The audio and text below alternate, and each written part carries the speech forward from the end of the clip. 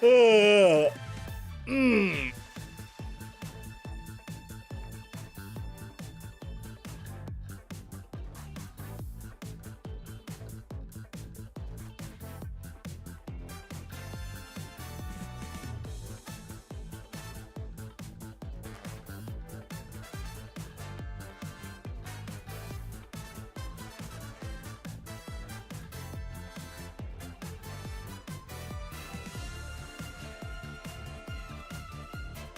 Morning, everybody. So, I was supposed to be live about 5 hours ago, but I found out that my monitor was, like, bugging out, and so only one display was working, and so I had a decision to make.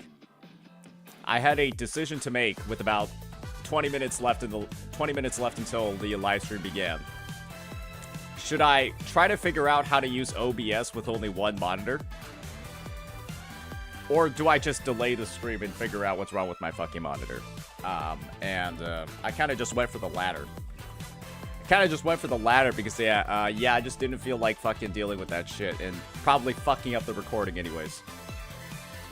So, yeah, we can just look at it now. Is it good now? Yeah, I did, like, some, like, fucking virtual duplicating shit, and fixed it up, earlier this morning, so...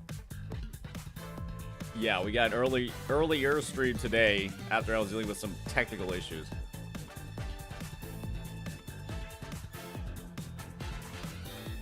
So, yeah, that's that.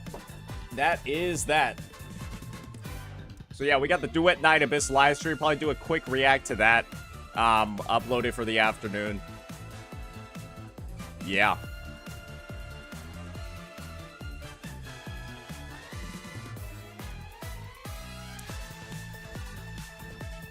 But yeah, we got a couple of things to get to today. Not particularly too much because I do have to work on my Augusta guide.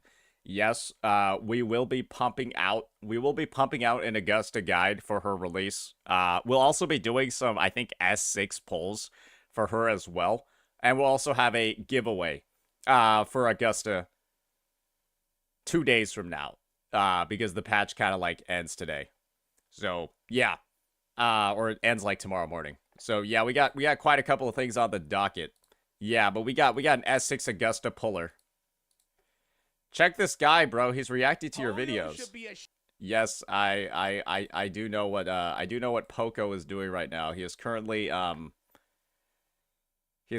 the point where he's farming on his second channel.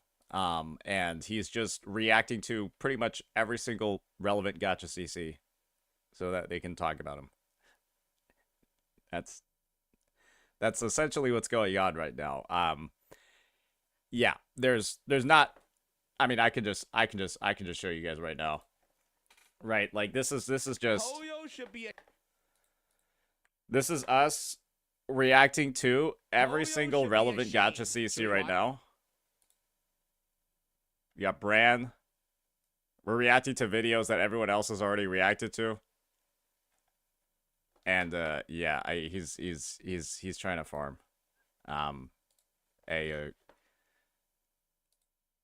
That's yeah, I think it might just be he's trying to rage bait everybody. Like all the dislike ratios on all of his videos are like 50%.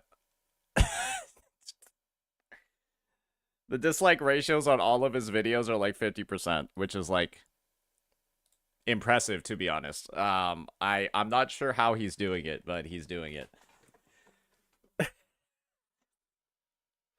DNA update is literally game-changing. I've heard some good things about it. I naturally haven't spoiled myself too much to it. But, yeah, I think we're ready to potentially get right on into it. But yeah, we'll just be pretending that this is like a live react. Yeah, don't spoil me, chat. Don't spoil me, chat. I want all this information to be new to me. I've only seen, like, one thing. It is a big thing, but it is only one thing. Alright. Yeah, we might as well just get it started right now. Alrighty, ladies and gentlemen, boy oh boy, do we have something great prepared for us today. The Duet Night Abyss global launch announcement stream. And I was actually supposed to catch this bad boy live, but unfortunately ran into some technical issues with my monitor. And so we're reacting to it a couple of hours later.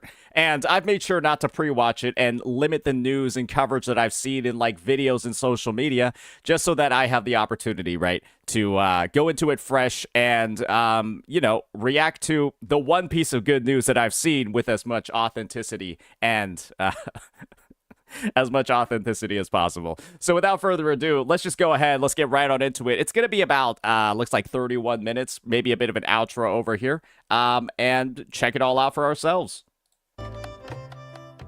大家好，欢迎来到二重螺旋公测定档节目，我是二重螺旋制作人十倍大熊。大家好，我是二重螺旋的运营小段，我是二重螺旋场景美术小智。这明星测试已经结束一段时间了，那我们呢仔细看了问卷，还有一些其中的建议跟反馈。So they're listening. 我们在之前的测试结束呢，我们也做了一些简单的 First things first, they are listening. 那近期呢，其实我们又做了一些新的调整方案。那今天通过这个直播的形式，向大家传达二重螺旋后续的重磅调整。OK， 重磅调整。OK， 大雄老师就不要卖关子了，赶紧给大家讲一下吧，是什么重磅调整？那稍微等一下，我找一个道具。好 ，OK， 那就是免费。Free 是什么免费呢？ Well, I know it's free now, but 角色免费。Wow, they just led the live stream with that. 不止角色免费。Okay, that's the only thing I got spoiled 武器 on. 免费。That is the only thing I got spoiled on. 这个最重要的就是我们取消了我角色和武器的卡池。未来所有的角色跟武器呢，都可以通过游戏的免费玩法获得，直到全部收集。那挺好。How are they going to do it though? 就是体力无限。哦，我这也有。对，那我们删除了体力的系统。So no stamina. 让大家 Every character is quote unquote free. 我第一次听到这个改动的时候，其实感觉 The one thing I'm concerned about is 然后都不知道 time. 从哪里去改，甚至有点其实都不想去改了。但是 If it's 听完大 free 雄 in 老师去 game, 仔细的 how 讲 long 解 does 之 it take 后， to grind in 我 game? 们具体的修改方案其实慢慢的也接受了。工作前搞这么大改动，确实每个部门的工作量都有点爆炸呀。Yeah, I can imagine. They gotta probably rework a bunch of systems to still make the game feel like a good mix of like a grind to like reward, payoff ratio, all of that. They don't have time limits anymore. That makes sense, the concerns that they're having, and the increased workload, which is quite a bit. 是我自己上册玩的时候，其实在体力方面有非常多想吐槽的点。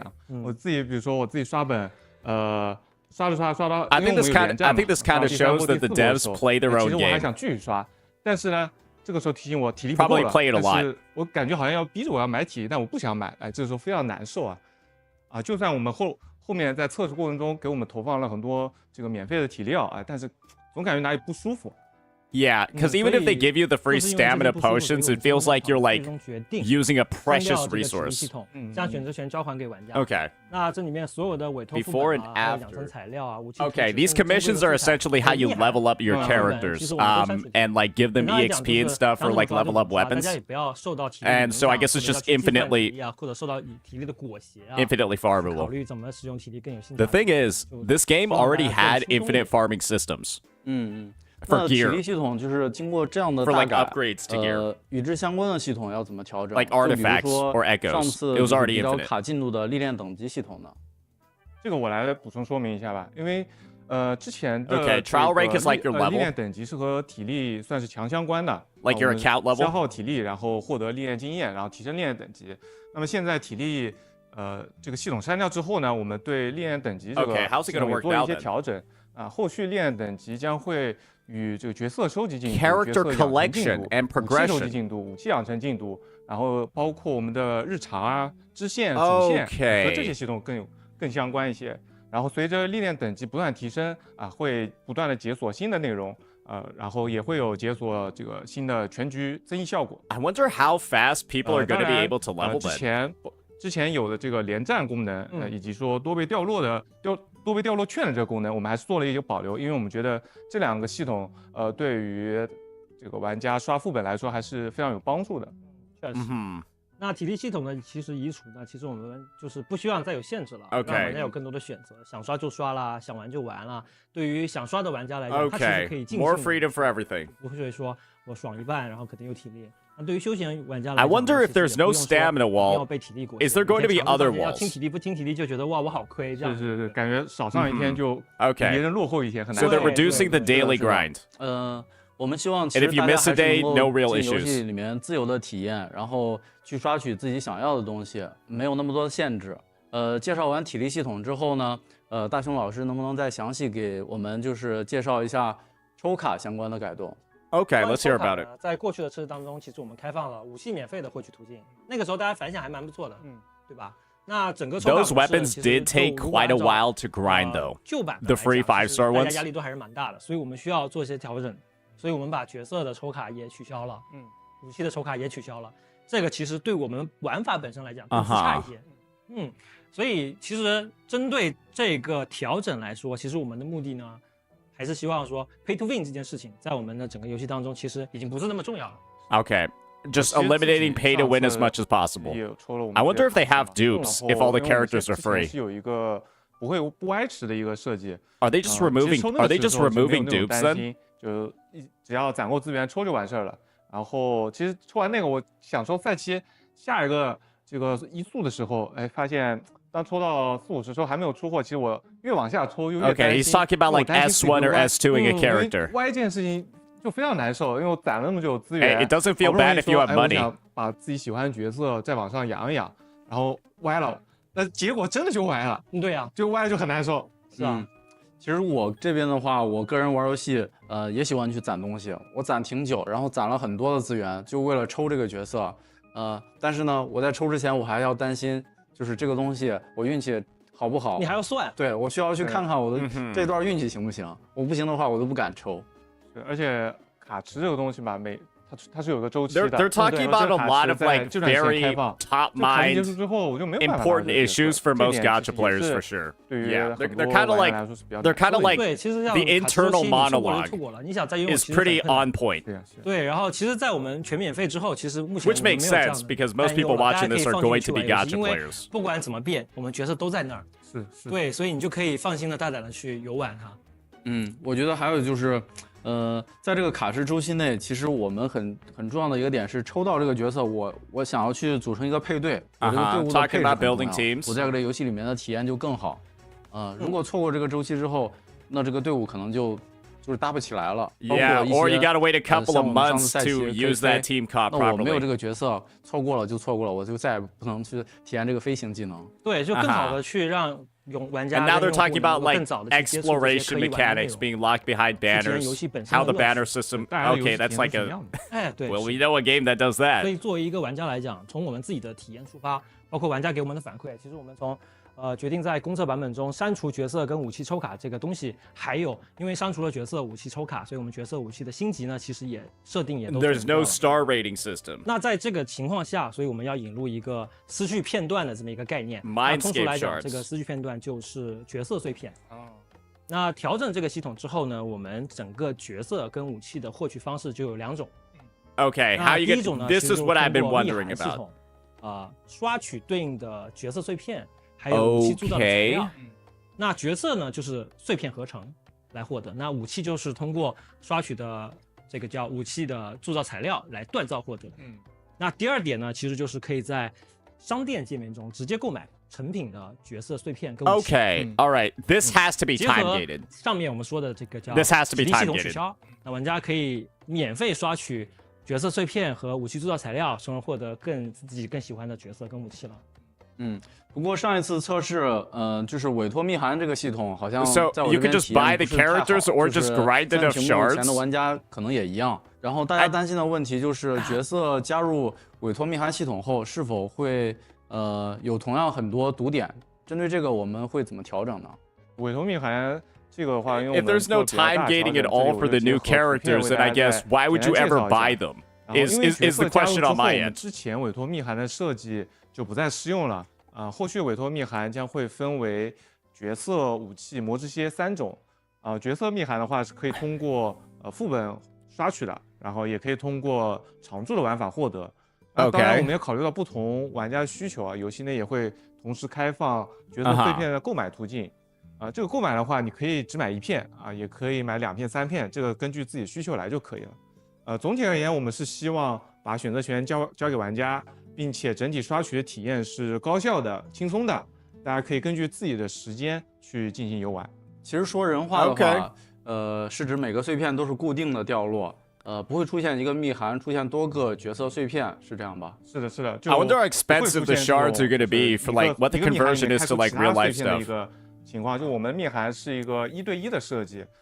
比如说我要刷取利贝卡，那我就可以先从副本里面刷取利贝卡的密函。Okay. 打开后，你只会掉落利贝卡的。So you need the letters, and then the letters are used to drop the fragments. 密函是永久有效的，并不会说放在背包里一段时间之后。I see. You're gated by your letters then. 就是角色碎片，刚才听下来就是一个一个的买。意思是，如果说我刷碎片刷了一半，那剩下一半我可以半价购买吗？对，这个理解没有问题。就是我们在界面里面，在合成的时候可以看到右下角，其实会有显示当前你30 fragments 已经获得碎片的进度，以及说如果你要把它合成出来之后，你还需要花费的钱。当你刷取的碎片越来越多的时候，其实你需要花的钱会越来越少啊，到最后就是可以免费获得。OK。那这样如果我想要获得所有的角色，岂不是很累？这你放心，那我们游戏呢其实是有 AI 队友协助可以使用的。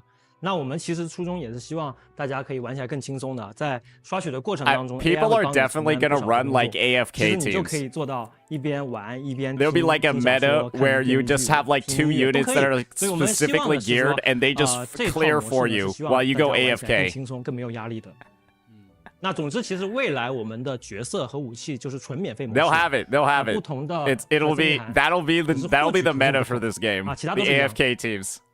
那光靠今天的直播讲解，其实可能理解起来会有点复杂，因为信息量比较大。是。所以呢，我们后面小段这边可能会有更多的准备的一些图文栏目 ，OK， 方便大家更高效的去理解我们这个。I'm gonna be honest, this is a lot of info. I feel like one kind of miss on this live stream for me is just doing like a breakdown of all the systems and not really doing like a comparison.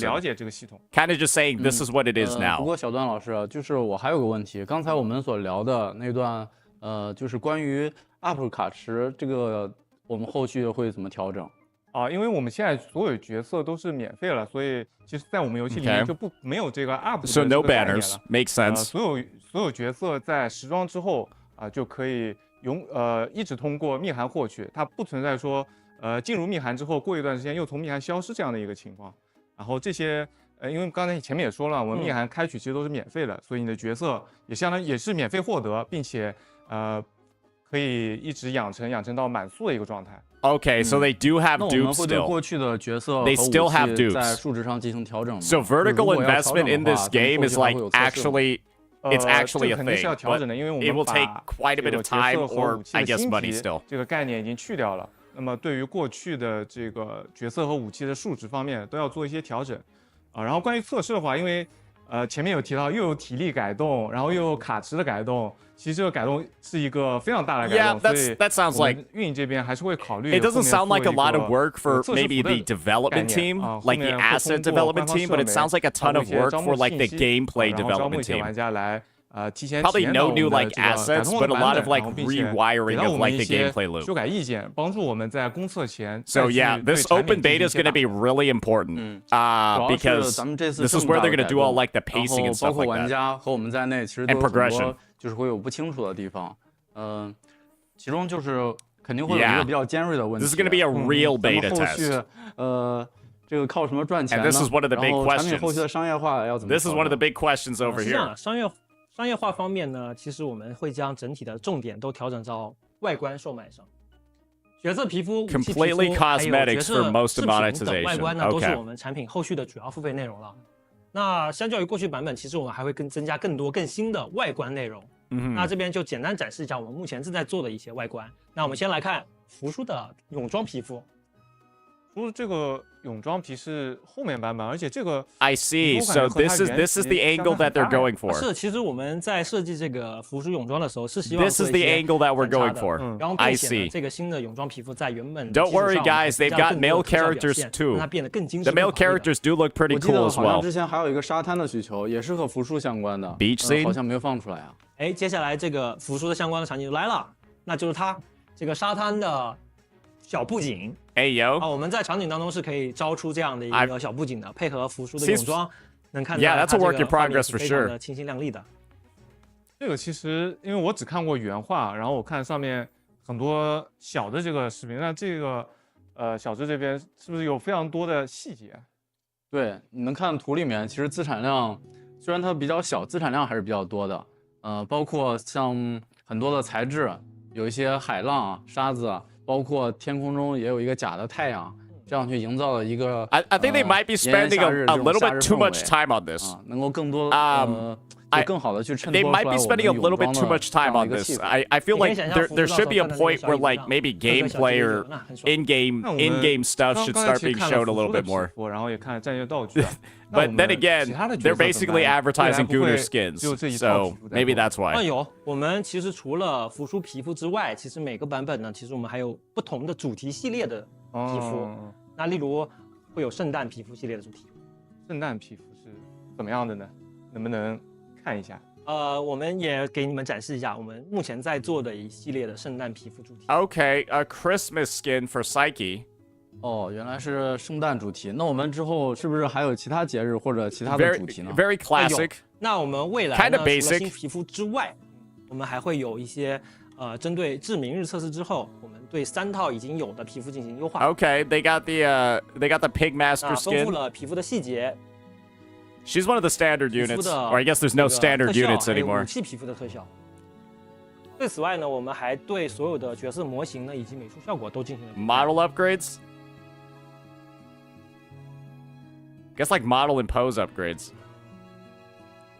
I kind of like the old one better for her. 那接下来场景部分 Yeah, she just looks more gray. 好，那我来展示一下最近场景的迭代进度。就比如说我们的冰 All 湖 right, 城 here we go. Some more 主要是 updates 有 of what's 4 in 方面 game. 的 Let's 迭 see 代 it.。第一方面是材质的纹理，主要进行的是纹理的精度提升，还有就是材质的细节迭代。第二方面是光影，主要是迭代成了更加真实的光照。 Yeah, it looks pretty 然后 solid. 第 Looks 三呢 good. 是添加了更多的店铺，还有对 I 应 like 的 the 这个 lighting 店铺的人 and 文 the 痕 color. 迹，主要是为了强化城内的人文的氛围。 It actually 然后第 feels 四 it 是 feels like quite 从城 welcoming. 市 I 的 don't 街 know 道 what it is. 然后到单个建筑， I 再 like 到 it. 这个建筑的周边的群落装饰，然后从每个层次的细节颗粒度上都做了进一步的丰富，然后主要是为了增加这个场景细节的层次。 Okay. 以上这么大的一些改动呢，还有品质提升，说实话，其实我们项目组大家都非常的努力和辛苦了。那这里呢，其实也非常感谢上一次测试的玩家给我们的那个真诚的建议，还有信任。就是因为有这些，所以才是我们那种改动的动力。 I mean, these are some very ballsy changes. 每位这个提供 I feel like I need to hear 反馈意见的 more 玩家 news though. 那么在介绍完体力系统 I still feel like I need to hear more about like the new 针对 like how the new 这次 character 我们 system is 其实 going 发 to 了一 work. 个总结回顾嘛，然后今天是不是也可以向大家这个汇报一下那些更细节的一些优化进度？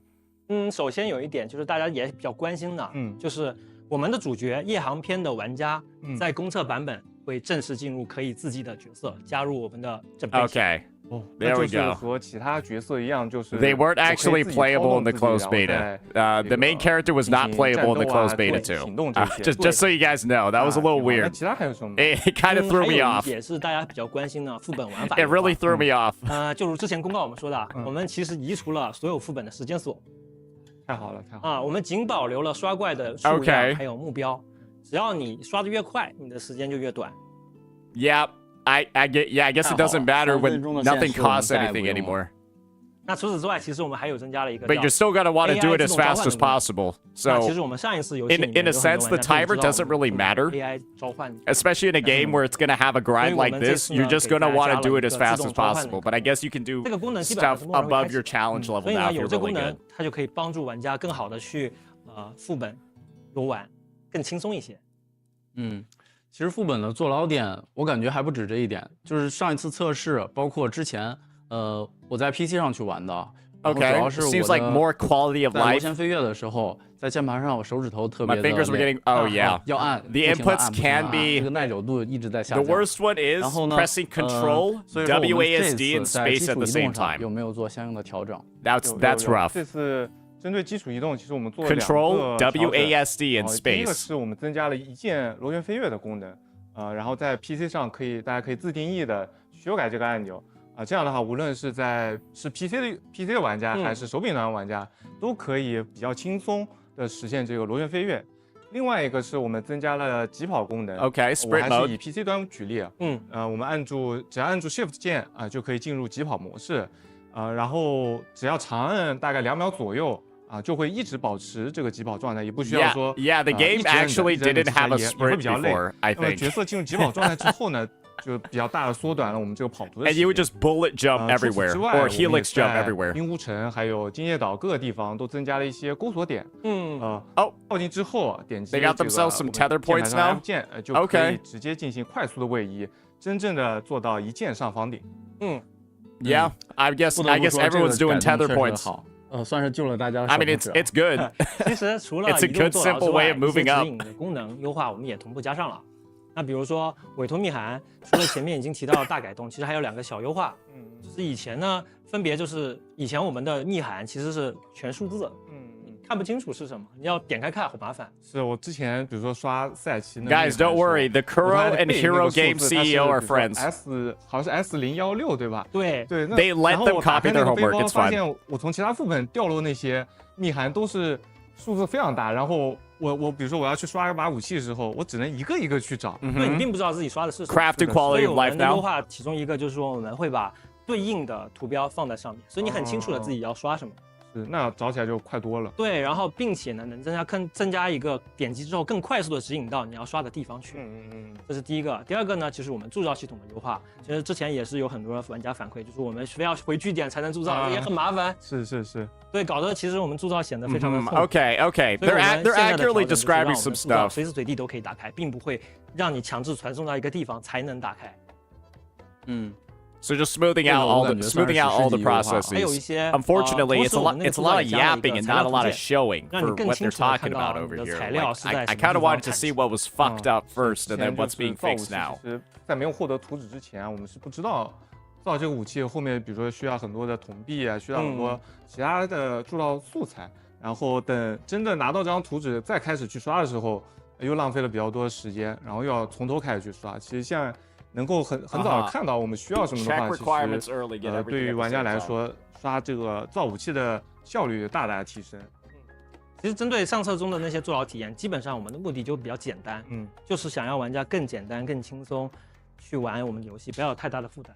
那也是我们上次确实指引没有做好。所以呢，我们其实除了这些之外，其实还有做了非常多的大大小小的一些改动，目的就是说让玩家更简单、更轻松的。这里就不一一举例了。那我们接下来聊我们后续的一些体验的优化内容。那首 Okay. 先其实就是我们主线剧情当中呢，表现也是我们重点之一的。大家也反馈，我们其实有很多的站桩过场都不是很好。是有些镜头很迷惑，就是对 Okay, improving the storytelling experience. 然后也看不清楚，这种对情况挺多的。是，所以我们其实也继续的按照我们这个努力去把我们的站桩过场演出表现都做得更好。然后这里面其实我们也新增了更多的一些表现，比如说我们有新的站桩的镜头、新的对话的表情、新的口型，以及整体剧情的表现力，我们都做了一些提升的。对，然后其他还有其实，我们很多玩家其实是比较喜欢和朋友一起玩的嘛。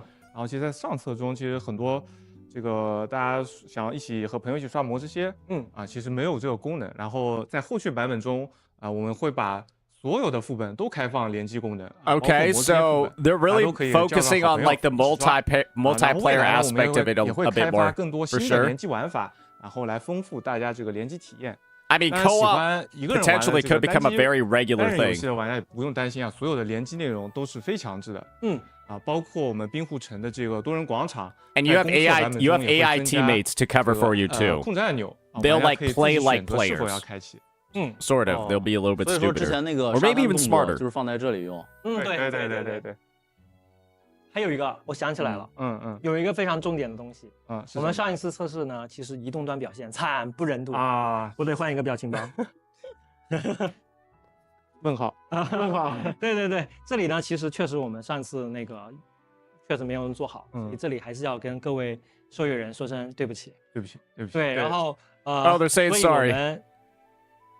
所以那就我来给大家最后展示一下我们这个移动端的优化进度，因为我们之前有提过说 mobile optimizations。在移动端有一些比较阶段性的成果的时候，是需要给大家来看一下的。然后那大家就看一下屏幕中的这个优化后的视频效果。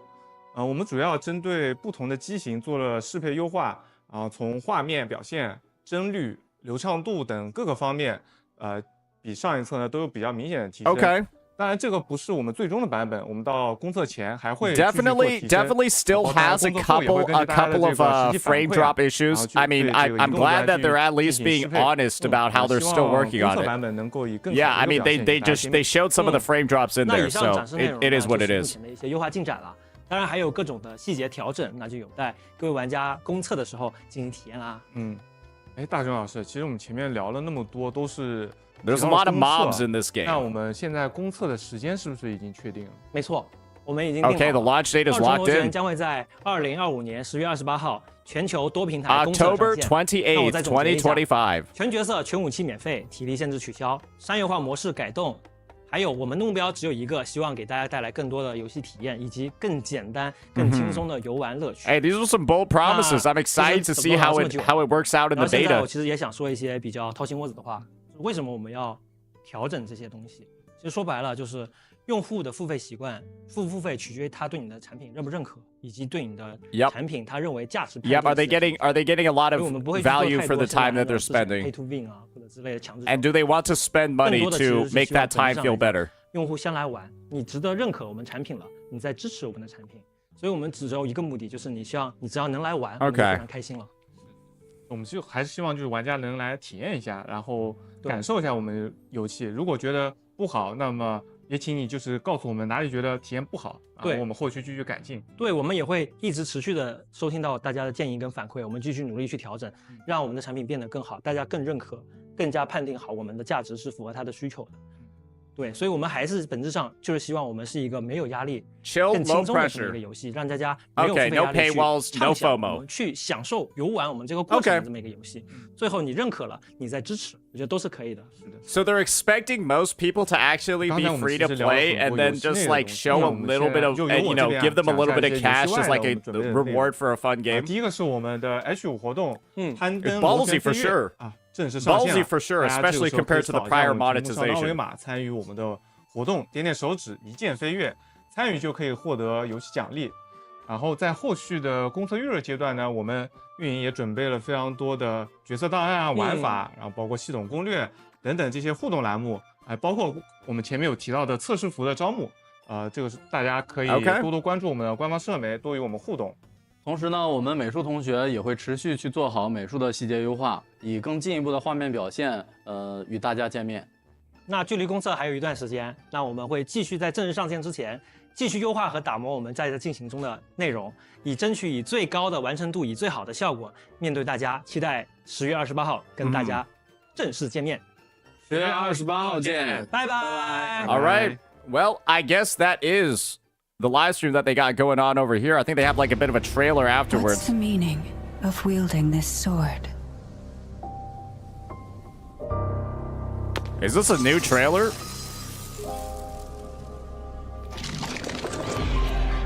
Is this a new or old one? It's a new one? I might as well take a look at it. Someone told me that swords are meant for conquering.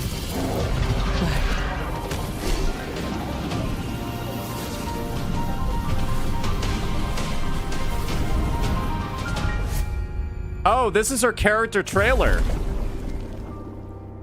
Oh, this is her character trailer. Yeah, this is like the main girl. Veronica. Yeah, she's like a lab experiment.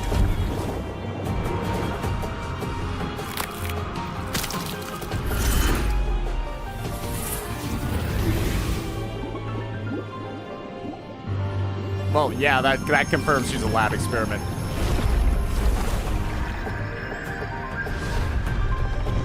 The story in this game is actually kind of quite interesting.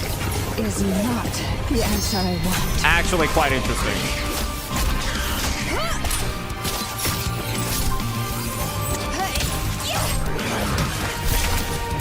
I mean, it's good. It's good for sure. This is actually a great trailer.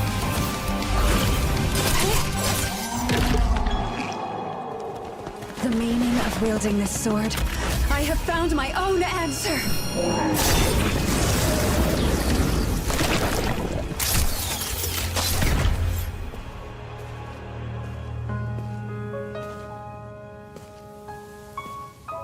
Together, we shall face the future.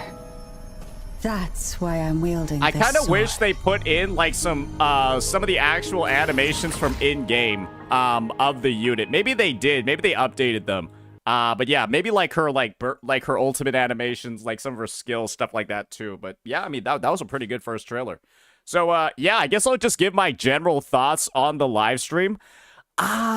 I guess my biggest point of critique that I can make to kind of like Hero Games and the way that they conduct their live streams is that I feel like I need to like know what the current state of the game is, and I feel like I need to have played the closed beta test to fully understand what they're talking about. And I guess this is more of like a beta test announcement and like prepping for the global release, but like for like the actual global release live stream, right? Because they definitely should have another one to show off the final game. They need to like introduce it for people that might not be familiar with it, right? You need to have some baseline understanding of what the game was like before to fully grasp what's going on in this live stream. And let's just be entirely honest here, right? The game has only had 2 closed beta tests. And so a good portion of like the population that's watching these vids is not going to fully understand what is even being said, what is like the from. They'll hear about the 2, where it's going, but not really know where it came from. And so for me, it's great. And that's why I was talking so much during the live stream.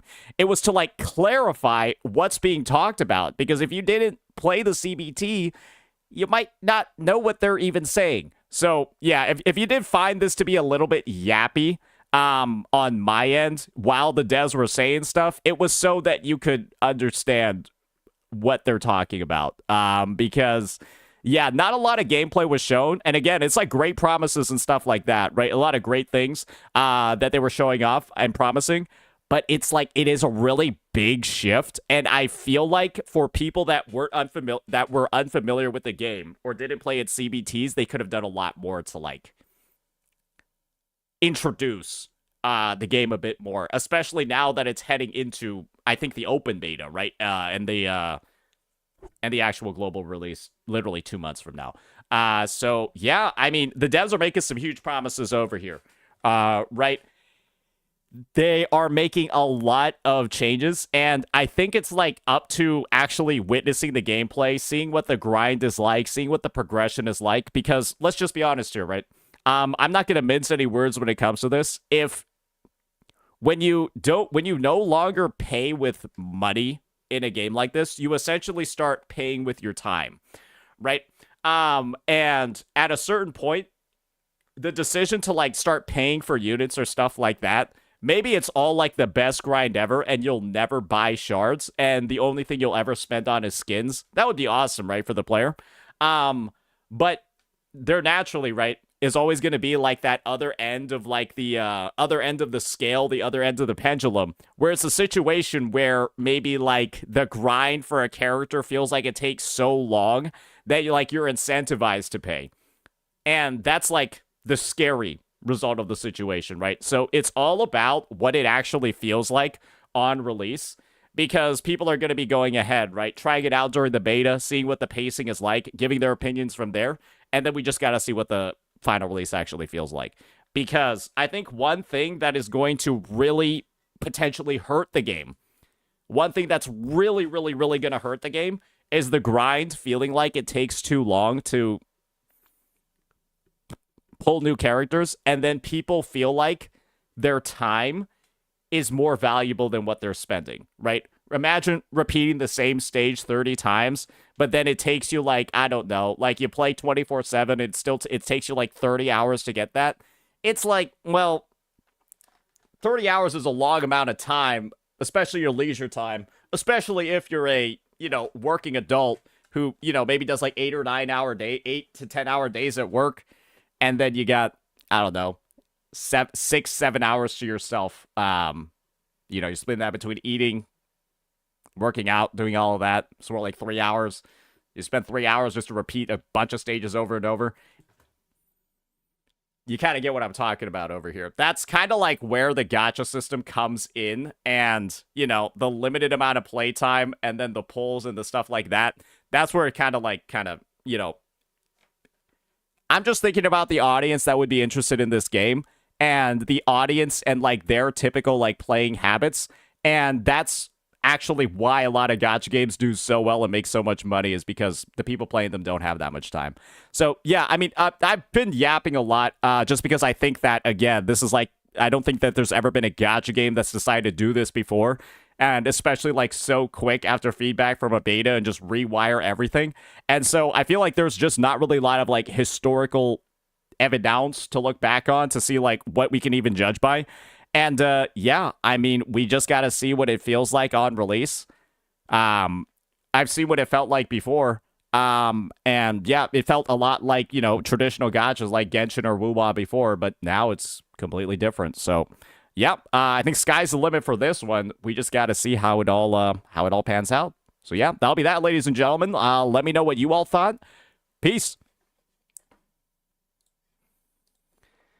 Yeah, okay. Alrighty. It was a short live stream, though, which is, I mean, I guess, like, good or bad, but I'm gonna be real, though. I'm just gonna be honest. I don't think that was actually, like, that great of a live stream. I think, like, as a live stream as a whole, it wasn't, like, that good. It was, like, a lot of, like, just them talking to each other the whole time. And yeah, I've already given my critiques about it. DNA live stream. I mean, surely we can get like a little bit of editing done on this one. It's so short.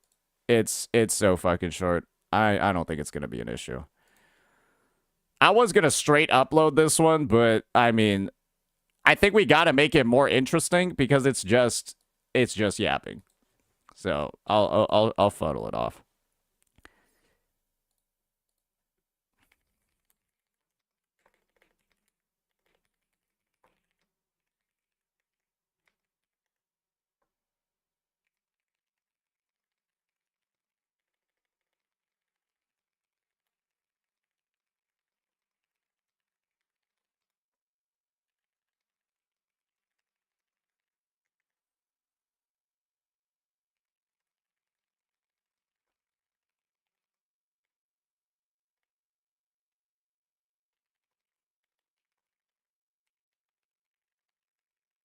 Okay.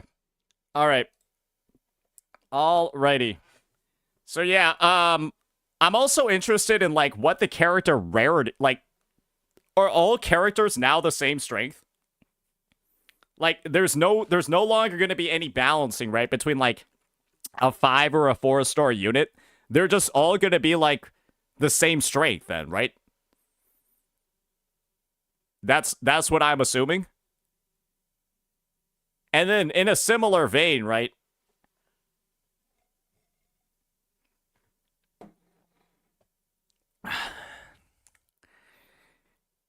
Yeah, I mean, it's okay.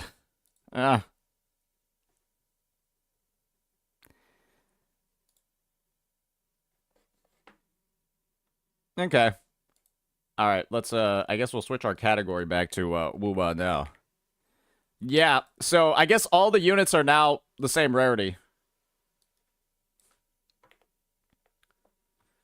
Which is like gonna be good, but I guess the thing is that I'm gonna be real with you. Some of the 4-stars in that game kind of have like, or some of the old 4-stars in that game, because there are no stars anymore, they kind of look like 4-star units. Yeah, like a lot of them look like 4-star units. And so maybe that's where there's going to be like a bit of like potentially an issue. Like a bit of an issue with like the character, like some of them look really basic. Let's just say that. So maybe they had to do some work to like spruce up the older models to make them look better, because some of them just they look low rarity for sure. Maybe different fragments needed. They could do that, but that's just, then that would basically just kind of ensure that like some characters would never ever be built on an account.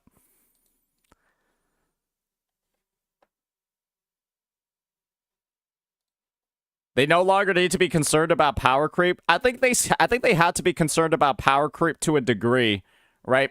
Where they probably don't want to, because you can still like grind introns, which are dupes, and you don't want to run into a situation where somebody like, you know, a character's like supposed to be strong and then they like grind them to S6, right? They grind them to 6 dupes and then they feel like shit afterwards.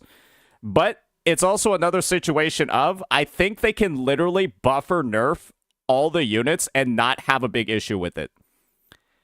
I think they are free to buff and they are free to balance the characters and the weapons. Because paying for it is literally completely optional. Right? It's literally completely optional because of paying with the shard system. And so I'm going to be honest, right? It's like when you know you can grind for it and you're making the decision to pay and then the grind isn't like crazy or bad, I don't think people can really be concerned about balance updates. So that's something that's good for the game. But this is also the other thing. The game is also a PvE game. So naturally, balance updates are like a little bit... You can piss people off with balance updates in PvE games, right? Because it's like, oh, you're not like ruining... All you're doing by nerfing this strat is making the game worse for everybody. For example, think about when Etheria Restart nerfed some characters. And then people started freaking out because they weren't able to clear the PvE content. Right? Or in PoE, when they nerf a really, really good build, right? And people got pissed off because now these gem slots that they had are now kind of trash. Honestly, in PoE, like, nerfs are actually, they feel like, I mean, it's kind of the same. Yeah, because you're, like, spending so much time grinding all the upgrades, all of, like, the specific gems that make this one skill broken. You know what I mean? So, yeah, I'm concerned about the grind. We just gotta see what it feels like. But, yeah. And I guess this is the thing when it comes to game coverage, right, ladies and gentlemen? It's a lot easier. It's very easy to keep up with a game that's a gacha. It's hard to keep up with a game where there's this much, potentially, right, this much grinding associated with it. Because in a similar sense that you don't have FOMO because you don't miss out from not playing a certain day, that's also a day where you didn't progress too. And so while there's not really too much of an issue with like losing out on stuff, like just at like a baseline, right? There's still going to be an end game. There's still going to be all of this stuff. And I guess this is the thing, right? DNA has end game modes, right? They kind of have like their own version of like Spiral Abyss or Tower of Adversity. And they have that, right? And so it's like, what's the reward for that going to be if there's no premium currency?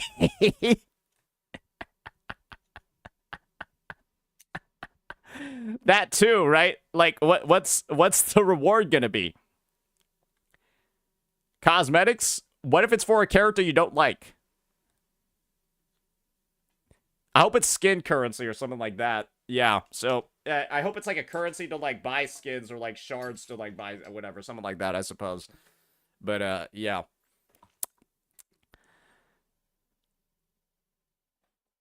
Yep. Alrighty. Okay. Can you move on, bud? Alright, let me go ban somebody in YouTube real fast. Give me 1 second. Give me 1 second. I gotta go ban somebody in YouTube. Okay, where are we at here? Who said that? Can you move on, bud? As far as I'm concerned, you are watching the stream consensually.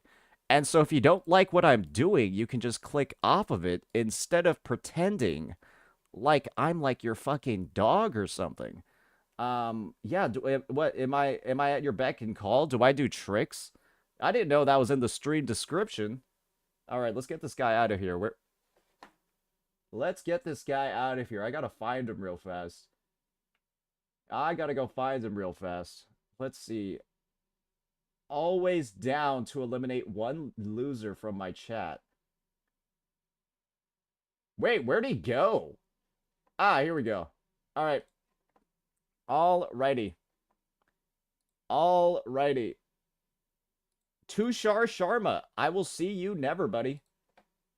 Peace out.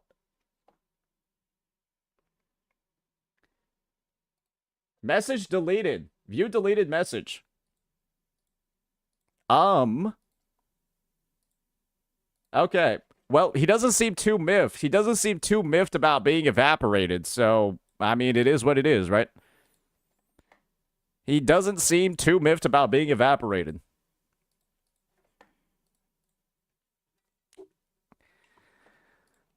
Yeah, one thing that I like pretty much auto ban on my streams is somebody with like that much attitude. Like, good gosh. Good gosh. If you're acting like that online, I'm just going to be real with you. You clearly don't have enough interactions in the real world. Because if you like spoke to a person like a single time, like you would know that that's just straight up. People would not want to associate with you.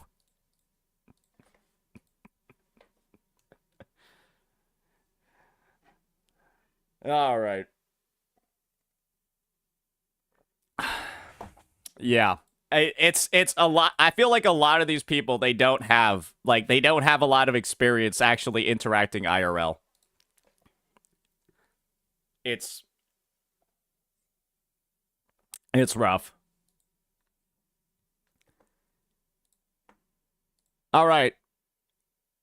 I'm 100% sure he is a Gacha Smack viewer because of his Bud word. Somebody saying Bud doesn't mean that they're a Gacha Smack viewer. Like, that's one of the most, like, hey, Bud?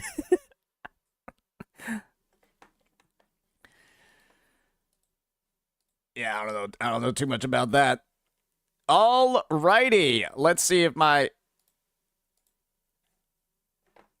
Alright, my editors are good on that. Okay, so we got some more videos to take a bit of a look at today. I've also already done my Wooba dailies. But yeah, we're getting the road ready for our Augusta release. So yeah. Got a little bit of cleanup I need to do for my guide. And then we'll kind of like go from there.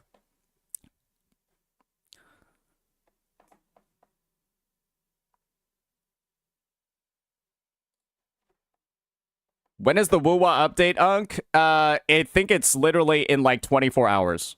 It's literally in around, like, the update will begin in about 24 hours, and then the character will be released in about, I would dare say, 32 hours from now, 31 hours from now. Something like that. Yeah, around, yeah, 30 to 32 hours from now, depending on how long the patch takes. It could end early. So yeah, we'll be doing our first our day one stuff as well.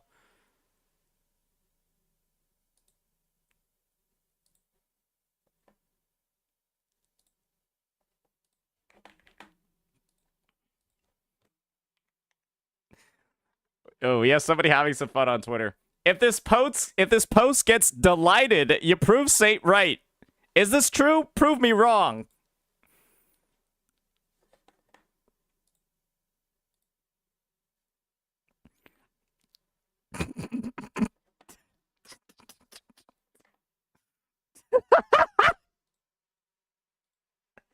I mean, I will be real with you here. I would have expected the post to get deleted anyways because it's basically calling the subreddit infiltrated in the thumbnail. So I mean, I don't blame them for deleting it. It's just funny that it got deleted. But it is also true that the moderation team on this subreddit sucks ass for sure. Like straight up, it might be one of the worst moderation teams I've ever seen for like a game community before. Like, just openly allowing the most, like, obvious astroturfing on the face of God's green earth. And then banning people for the most random shit. Worse than Gacha Gaming? It's pretty close. They're pretty close together. Didn't they have an official from Kuro Games? I think they're just there. I don't think I think they even said that the Kuro Games, like, person on staff literally doesn't really do anything. Or, like, they're not meant to, like, influence the subreddit. They're only there for, like, contact with, like, fucking giveaways or some shit. So, yeah.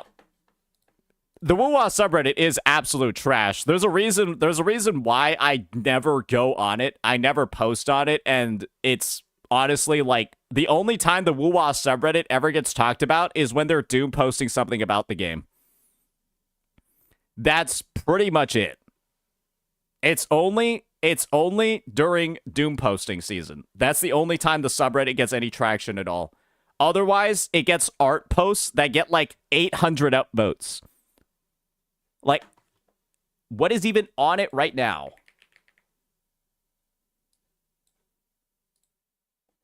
What is even on it right now? Let me do a quick little preview. What do they got over here?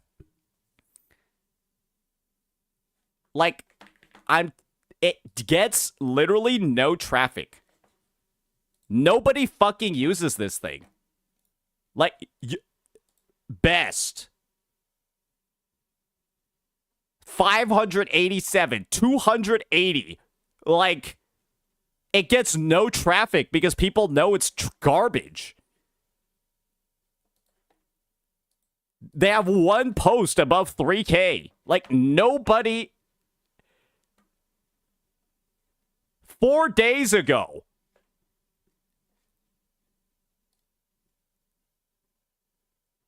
It gets nothing. Nobody uses this shit. Maybe like during a live stream or a new Twitter drop, like people will jump on it for like 1 second. Otherwise, absolutely one of the most irrelevant subreddits in the history of Gacha gaming. Biggest piece of dog shit I've ever seen. They also AstroTurf the DNA subreddit.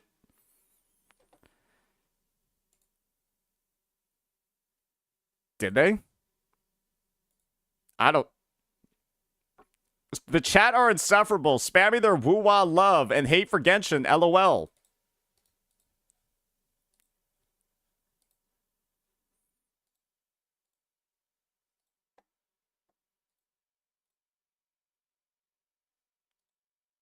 I wonder why you can't see their post history.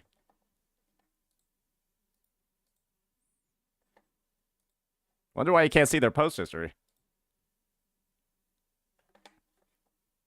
Linking to the chat, instant regret. Oh! I saw the 18. I saw the 18, I backed out. I saw the 18 and I backed out. Hey, there we go. There we go. Fucking fastest, the fastest click in the West. Don't worry. I'm pretty sure Reddit will, like, hide thumbnails and stuff like that. So, like, you actually have to openly click into it. You gotta openly click into it to even see that shit. But, yeah.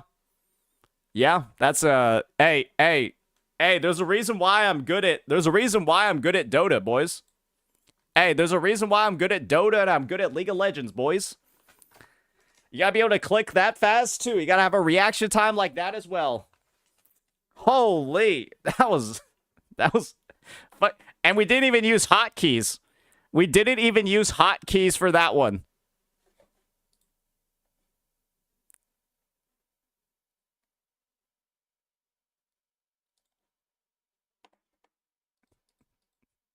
My reaction time is good when it matters. Give me a reaction time training and I'll probably get a dog shit time because it's like I'm not actually concerned about it. But yeah.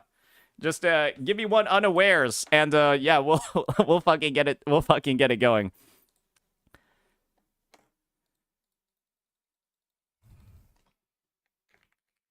Okay. Does that work for afternoon release today?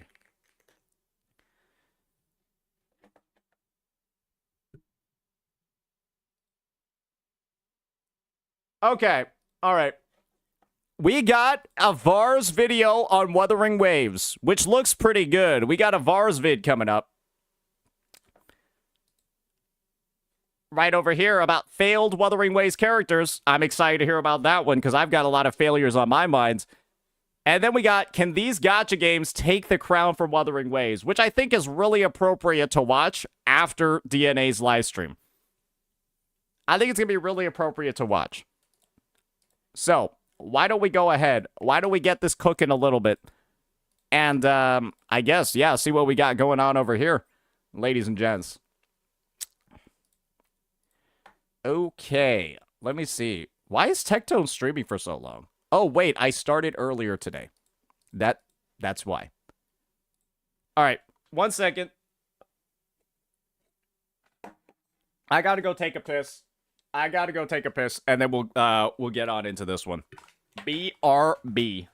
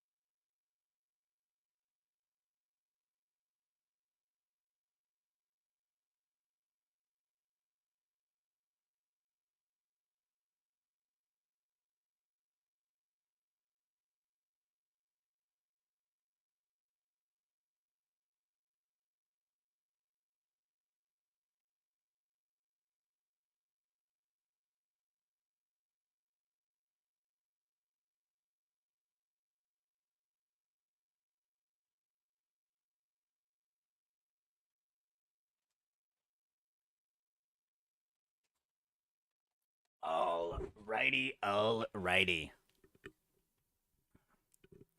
Sane is 4'11 max. I think you're 4 IQ. Okay, let's get right on into this bad boy. Alrighty, ladies and gentlemen, we've got quite a video today, and it's about some upcoming games that might be some competitors to Wuthering Waves in the future. And I thought that this would be a really appropriate video for us to take a look at, just to get a scope of the competition, and of course, factor in some announcements that have been made for titles like, of course, Duet Night Abyss, where, you know, they're making everything free and stuff like that. So obviously, this video is not going to have, like, fine details like that, because I don't think this guy's a fortune teller, the Gacha DG2. But why don't we just go ahead, take a look at this, and see what the discussion's about. Probably sitting there. You are probably sitting there waiting for a new Gacha game, and I have good news for you. 1 second. Volume. There we go. You are probably sitting there waiting for a new Gacha game, and I have good news for you. Nodcry is just around the corner. Did you really think? Honestly, that's really good for the first 10 seconds. That's an amazing first 5 seconds of the video. That's good. I'm already got shit to say, and we're only 6 seconds in. I think I was about to start talking about Genshin Impact. Bruh. Anyways, we've recently gotten gameplay reveals from Azure Premilia and a trailer from Duet Night Abyss. And I think there's a lot to look forward to. I'm still gonna cope with Infield 2. I still feel like it could be pretty good. Wuthering Waves really hasn't been challenged lately to their throne. So as a fan of WUA, you should want these 2 new titles to be spectacular. Azure Parmelia looks like something that could grab a greater portion of this Genshin audience than Wuthering Waves did. I think that one of the big problems with Azure Parmelia, and I've said it a bunch of times, and I don't think that I'll be listened to, because I'm just going to be honest, I think it is tailored towards a certain type of audience. If it had male characters, I think it would be just a more popular game. I'm just going to be honest. If you replace, like, half of, like, I don't even know what to call them. I don't know if they're necessarily, like, actual kids.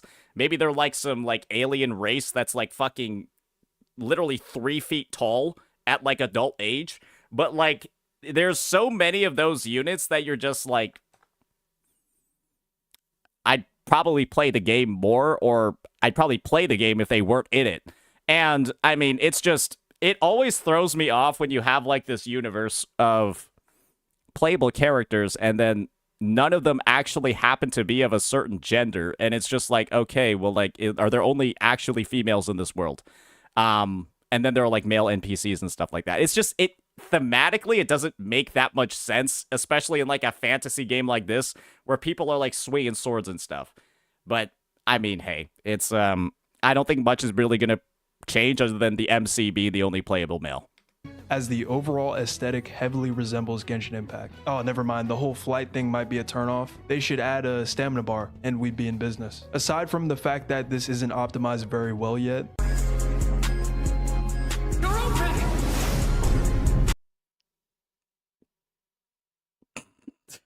Okay. The flying does look a little bit jank. I'll agree with you there. I'm glad we're catching up with the times and making flight of like this little trail over here being the only indication that like this thing is in flight. It like, brother, the wings are this big and there's like this is well, like this is the only thing that is signaling active flight. Bare minimum for open world exploration. Like I can't even tell, like they're gone right now. Or at least some form of fast movement across these environments. I hope to see an open world where there's live events happening, or at least keep the space filled so we're not just flying past gorgeous looking grass in 4K. I think that's a bit of an issue in Septimon. I'm just gonna be honest, guys. There's way too much stuff in Septimon where there's literally nothing there. Go to the bottom right corner of like the 2.4 map, and you're just like, okay. I have to actually fly for like 30 seconds to find another set of mobs, or to find anything that's even interactable. It looks cool, but it's also like, I'm literally just spending time doing a whole lot of nothing.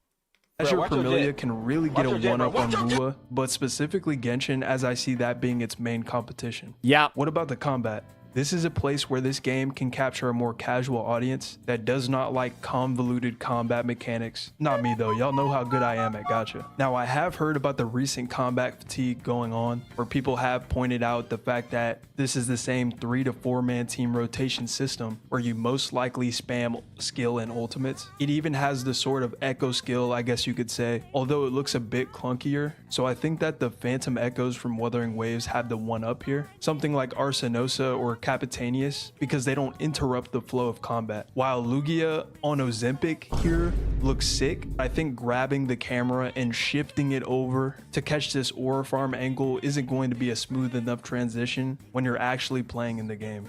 If it stops time, there's not much of an issue with it. That's my take. If it freezes any timers that are currently active in challenges, and it literally does feel like a super move that you're pressing, it pauses time, deals damage, and then switches back to your character, that's not going to feel clunky at all.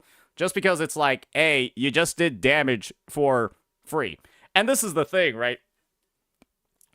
That's actually where, like, a timer can, like, feel good, right? Because if the timer is, like, your active restriction, and then you get to, like, have these attacks or have these moves that basically deal damage without interacting at all with the timer, if that's how it works, then that just feels like an add to the combat, right? And if it doesn't stop time, that's where it starts feeling a little bit clunky, and then you have the decision of, do I just not even use this attack because it's actually lowering my team's DPS? And so, if you make it freeze time, it's great. If it doesn't, then you have the whole DPS you have the whole DPS situation to talk about, and that's why certain echo skills in Wuwa weren't used. I think everyone remembers the Thundering Mephis. Maybe he's going to show that off here. Think about using the Thundering Mephis back in the day. It's not pre-watched, I swear. I just naturally assumed that was where the conversation was going to go, and I'm just that high IQ. I'm not even joking. Where you're just teleporting all over the place. You should be the one in control of your character. The combat besides that looks fine, and it definitely has a nice aesthetic. So I do not think that this will be an issue because one, people will give this game a try regardless, and two, who hasn't played Pokemon? Look here. I actually think that this is one of like this is actually like a great comparison video. I'm gonna be honest. Yeah, no, this is a very thought-provoking video. Very good. Here we even have Oshawott, Tepig, and Snivy. This will easily be this game's biggest selling point. Wait, oh shit. Unfortunately, Game Freak might sue this dev company and put their families into generational debt before this product even sees the light of day because they're violently insecure about their shitty track record over the past 10 years. It takes a little bit of talent. I don't think they're going to do it again. And I feel like gacha games might have more money than Pow World. They might. To throw away such a beloved title year after year, don't you think? Aside from the obvious similarities to Pokemon, I actually think that Azure Permilia has a lot more similarities to Pow World, where you aren't just forcing your domesticated animals into combat, but you are also allocating resources to manufacture a home base. I've never actually played this game. And force your mutant friends to work for no pay. Okay, maybe I could have worded that differently, but we're just gonna go with that. Even if the open world were to be barren, then these sort of farming mechanics that can make you build towards something can keep you occupied outside of just running around because you spent $400 on a character and don't know what to do now. There's even monster collecting to do in the open world. Hey, don't make fun of my echo pickers like that. Okay? Don't make fun of the echo pickers that are going to Kurofest. All right, buddy boy? They're people too. Which, depending on how they go about this, if there's, let's say, hundreds of these things, for example, and you got a reward for collecting them all, that would be a really good idea. Who's that Pokemon? There for sure. If Azure Permilia doesn't have like a collection for the Pokemans, and then you get like your premium currency for collecting like, 5, 10, 15, 20, 30 of them, if they don't have that, then they're stupid. I'm 99.9% sure that's going to be in the game. It's A Saurian. The only concern I have is that it looks like the capturing devices here are a resource, meaning they could do something evil and just monetize these things, especially if the only reliable way to catch these monsters is through these gold cards. Yeah, this kind of scared me a little bit because I was like, wait, like bro's just throwing these out. Like bro was like throwing these out like singles at the strip club in the gameplay demo. Like he was just like there's like 1, 2, 3, 4, there's 5 of them, right? He was just throwing out golds. He threw out like 4 golds to catch one monster, and I'm like, wait, what? Like that's a lot. I imagine that's like a lot, right? Because I don't think these come for free. This looks like the best one. He threw like 4 of them for one monster. This is what holds most gacha games back because they focus too much on the monetary side of things and end up locking certain quality of life features behind a paywall. Yeah, and this is what I'm telling you. Get this out of my... It's not even my game. This can't be my game as long as this is in it. Okay, what's going on here? I feel like that's the reaction of most people when they see like the fact that this is like a playable melee unit in their game. She looks like one of the Pokemon that you would summon to do the special move. Honestly, if they just turned these characters into the Pokemon, I think like that would be fine. This unit is no taller than 2 feet. Personally, I don't have too big of an issue with childlike characters, but this looks like a literal infant. And you could say most of the character models are mostly on the childlike side of things, so I can see that being a downside for a lot of people. If you are an enjoyer of Wuwa's character models, there is a lot more of a darker tone and maturity here. Wait, what the hell? There's another one? Even with a kid unit like Roshia, I'd rather her over whoever this is right here, but that's just up to preference, so I won't look too much into it. I would like to see more male. I mean, I'm just gonna be real here. If somebody were to say that they preferred this, then that's inherently questionable, right? That's inherent, like, it's inherently questionable. Is it not? Like, you wouldn't even tell this to, like, you wouldn't even tell this to somebody in the fucking confession booth. Like, I'm gonna be real. Like, I feel like you couldn't waterboard information like this out of people. Male characters though, but this is something that all gacha games can work on. And yes, I understand that they don't sell very well, but they're still great for a variety. Oh, I was itching to.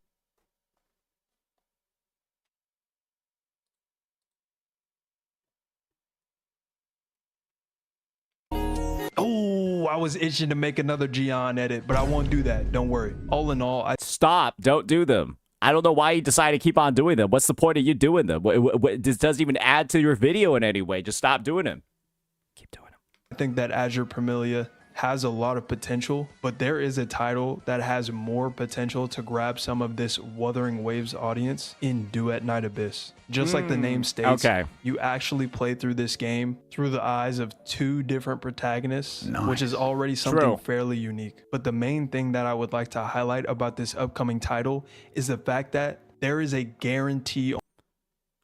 Well, this video aged poorly. So, I guess I actually really like the Azure Premilia part that he covered with. So, I mean, I'll provide just some additional context over here. Duet Night Abyss, actually, ladies and gentlemen, no longer has any gacha system at all. There's no limited characters. There's no standard characters. It's just characters. And you'll grind for these units through shards that don't cost any stamina or energy. So, theoretically, you are supposed to be able to just, with your playtime, grind every single unit in the game, and their main source of monetization is being able to speed up the grind by buying the shards from the store. You can basically buy the units or grind for them, or buying cosmetics. And so I do think that this is definitely one of the more ballsy plays we've ever seen a gacha game do, but that's how they've, I guess, transcended beyond the no 50-50 on character banners. Just something to keep in mind. On the character banner when pulling for your first limited character. So just like we have seen Wuthering Waves cut out the 50-50 on the weapon banner from a mainstream gacha game, hopefully Duet Night Abyss can live up to the hype. Well, I guess they might have potentially exceeded it with their implementation, but like I've been saying when I heard the news that there's no gacha system anymore, it's all about the grind. And one thing that I'm kind of scared of for the game is, naturally, I'm just going to present it as a worry because this is such a huge move that the company's making. One thing I'm scared about is the grind feeling like it's so clunky or takes so long that, like, it's not worth doing, and you just want to pay for the characters instead because they made the grind feel really bad. And the thing is, guys, a lot of people are comparing it to an MMO, and they're saying, huh, Saint's such a tourist. Clearly, he hasn't played an MMO before. I've played MMOs before, and there's a reason why I don't play them right now. Yeah, guys, because they take a lot of fucking time to play, and that if I'm playing an MMO and I want to keep up with it, I can't play other games.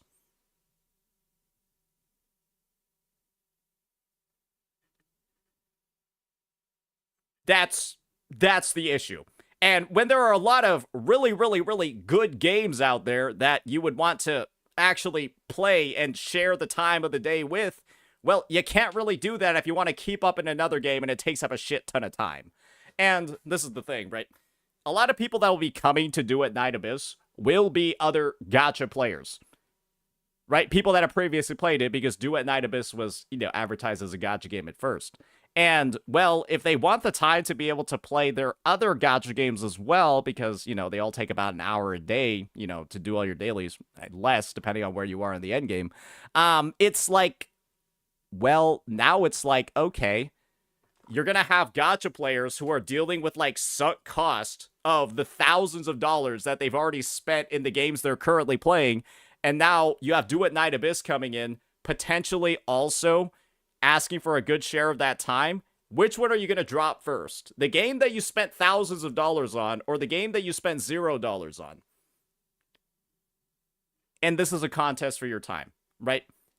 If you still enjoy the gacha game that you're playing, that you spent a lot of money on and a lot of time on already, and then this one's asking for a lot more of your time, it's like, guys, time is one of your most valuable resources as a player, because time you spend on one game is time that you're literally not spending on another game. And so I am really concerned about the pacing, because there's like a phenomenon going on over here with Duet Night Abyss that I feel like needs to be talked about. And it's a matter of, like, if the players don't feel the incentive to spend because the grind is too easy, then the company's not really going to get money from shards, and then skins are going to be the only way to really generate revenue. Or there's a lot of incentive to buy the shards, and the grind is kind of like a pain in the ass. And so maybe there's going to be a middle ground between the two, but I do genuinely feel like this could be like, it could be like a bit of an issue for people to adopt that system. So yeah, that's kind of like my disclaimer on the entire thing. And be something of the same quality while offering a guaranteed limited 5-star. The only thing we would be missing out on at that point is the rage clips. Well, we're not getting these anymore. We're definitely, they're it's gonna have none of these.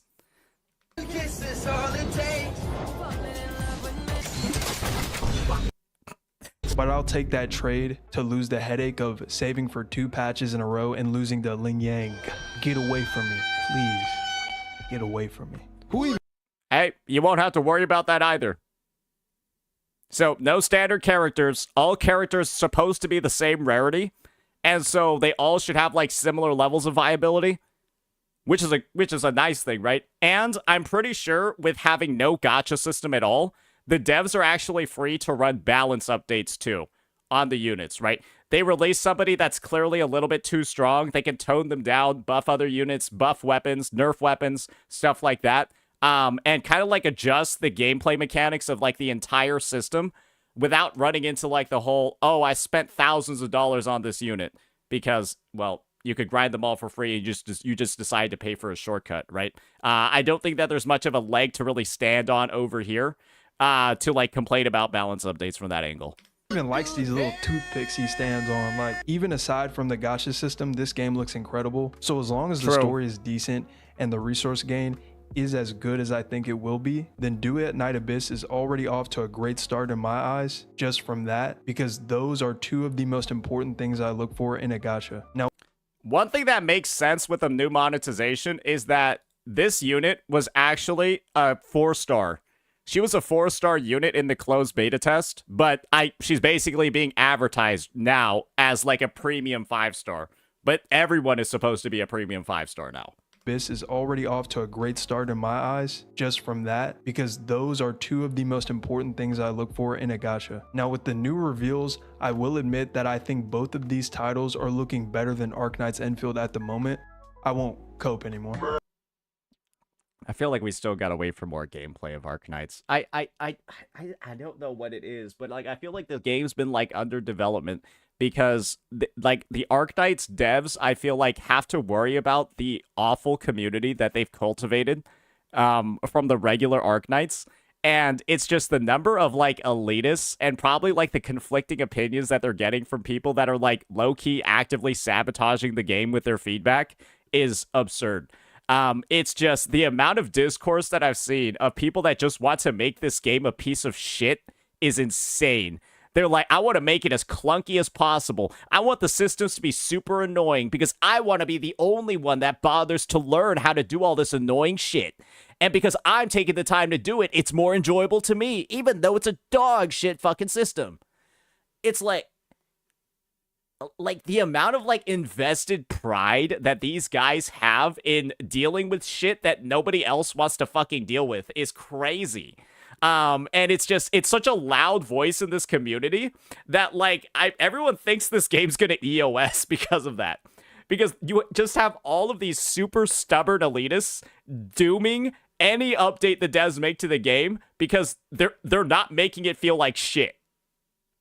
But I will say that I think I will enjoy the free roam aspect of Enfield's combat system. Depending on how it feels, I'm hoping that it can feel different from these other gacha combat systems because I will get bored fast if it feels very similar to another game. And yes, there's also a guaranteed character banner here, so I am hoping that other titles like Ananta and Silver Palace follow. I'll keep saying this. The Arknight's banner system is not good, guys. There are so many ways to just simply make it one of the best, but it literally has a system built in where you can have 119 pulls of pity evaporate if you don't use it properly.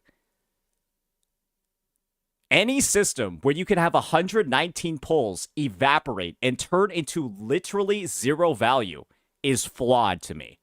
I don't care if there's a guarantee at 120. The fact that you can go 119, not go to 120, and then your 119 pity disappears into the abyss is a fucking problem. And this is one of the things that I've been telling people, is that the elitists in the community are saying it's no issue at all. There's going to be so many people that try out the game, find out that the 110 pulls that they put in disappeared, that they saved months for. Their 110 pulls just disappeared into the abyss. They're going to quit the fucking game after that, brother. They're not going to keep playing it. And it's like, a lot of people don't fundamentally understand that that's a situation that is pretty likely to occur. This same trend. The best way to look better than another gacha game is to be more generous. For some, that could have been the only reason they even stopped playing Genshin Impact for Wuthering Waves. Getting a 50 pull stipend per patch and then getting robbed on the character banner with 90 pulls for a hard pity and a 50-50 should not be a thing anymore in 2025. But DG, there's actually capturing radiance now. Just stop. Anyways, if the story in Enfield is good, that's also a plus because we all know that gacha. You want to know the nice thing about the... Hey, I'll give Genshin props about one thing when it comes to their banner system. You can't lose any pulls. You can only lose pulls on Genshin's weapon banner. And you guys all remember how dog shit Genshin's weapon banner is, right? With the fate system. Yeah, Arknight's Enfield basically has the weapon banner system from Genshin, where if you don't reach the second pity in the time frame of the banner, your pulls disappear. Your pity count disappears. That is the Arknight's Enfield system. And they just made it so that the second pity is only 40. But you can still lose every invested pull that you made. How is there so much glaze for it? There's literally a player trap built in to rob you of hundreds of dollars. The stories have a ton of room to improve, and I am going to trust them to realize that a skip button is mandatory. Or you know what? If you want to capture a certain Duet Night Abyss has a skip button.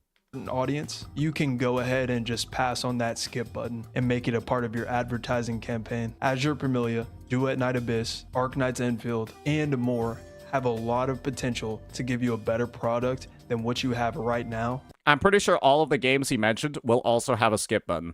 I'm pretty sure it's just going to be the industry standard. And let's just be honest here. I think not having a skip button in your game is something that actually carries a lot of stigma now. Especially after the absolute bullshit that Honkai Star Rail pulled with its fucking 3.0 update. Honestly, starting since 2.7, I think Honkai Star Rail ruined lack of skip buttons in games. Because now people are just going to assume your story's dog shit if there's no skip button. because you're forcing people to watch it because it's that bad. I'm glad that is the narrative now. If you have no skip button, your game's story must be trash. Or even be something that you were waiting for because nothing interests you currently. The main thing is trying to be unique within these combat systems as much as possible and having something to do with these beautiful open worlds or something to work for outside of just endgame content. Although if any of these games want to make better endgame content than what the space has to offer currently, that would be a huge plus because let's face it, endgame is very important no matter what you think about it, even if you are a casual player, because the most invested players within any of these games are going to play endgame to test the limits of their characters. I dare one of these titles to drop something like Imaginarium Theater and see if that goes over well. I'm really just impressed with how Genshin Impact has managed to actively make their endgame worse with every update they put in. Imaginarium Theater is a net loss to the game that makes people actively want to uninstall as they're prepping for it, as they try to gear 30 units on their roster. I'd rather honestly go do literally anything else with my time than prep for a run like that. And then Stygian Onslaught is just like literally SC6 the latest units or you can't play it. All right, it's time for your gacha jargon word of the day. Today's word is disingenuous.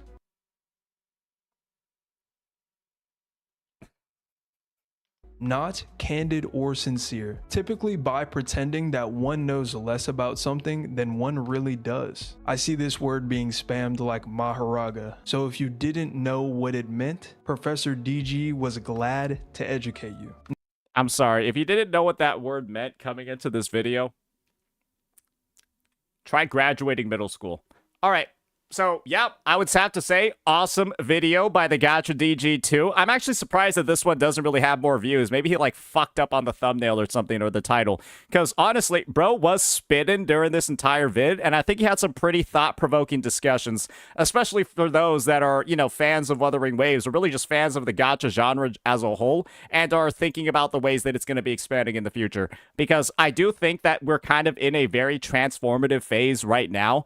I think it is kind of just obvious that time is running out for some of the big games that are currently present, because I think that there's a lot of competition that's incoming, and quality and gameplay experience is something that's going to differentiate a lot in the space. And yeah, the companies and the games that have been resting on their laurels, think dog shit like this, well, I don't think that they're going to have very good of a time across the rest of 2025 heading into 2026. But that's just my take. I also think this character looks like trash. So yeah, that'll be that, ladies and gentlemen. Let me know what you all thought about this one. I think it was a banger. Peace.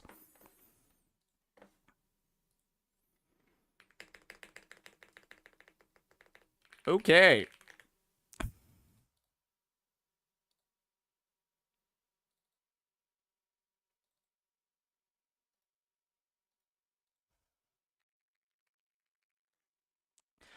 Okay.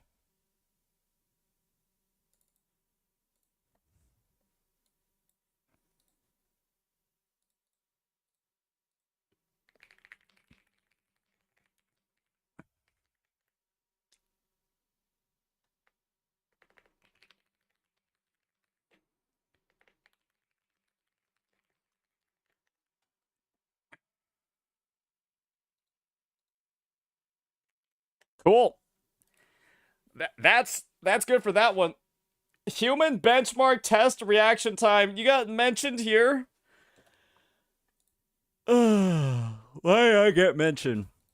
Who's mentioning me for what? What's going on, everyone?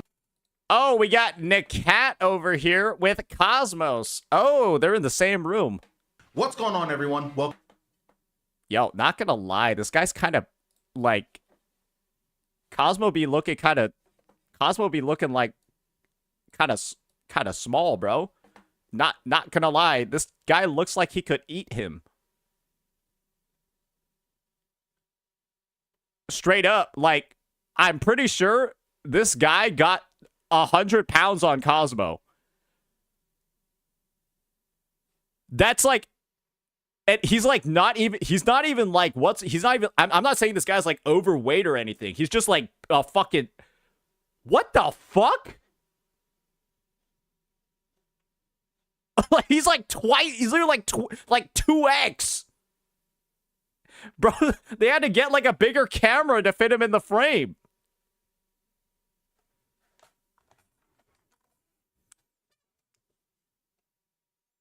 He played football. I'm pretty sure this guy was like a linebacker back in the day. Maybe lineman.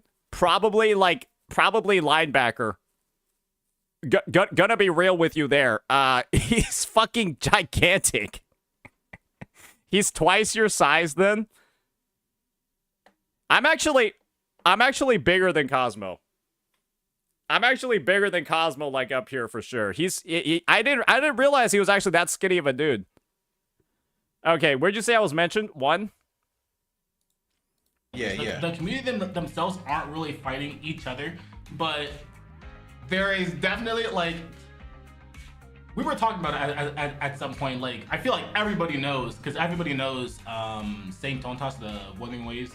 He's like the biggest Wuthering Waves creator. Sure. And it's like essentially he's always rage baiting the Zenless Zone Zero community with like everything that he's saying. And like the thing is, like, I don't think everything he's saying is wrong, but I feel like he knows that everything that he's saying is gonna make the community upset, but he does it anyway.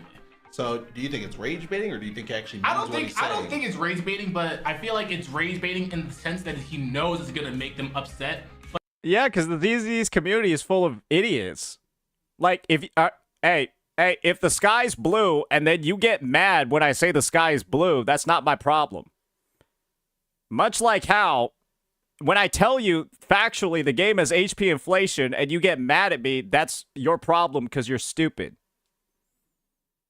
And so, yes, I am rage baiting the community because I tell them facts and it makes them mad, which is not my problem. Yes, I'm literally talking about how the game factually has increased HP by 100% in about 3 updates.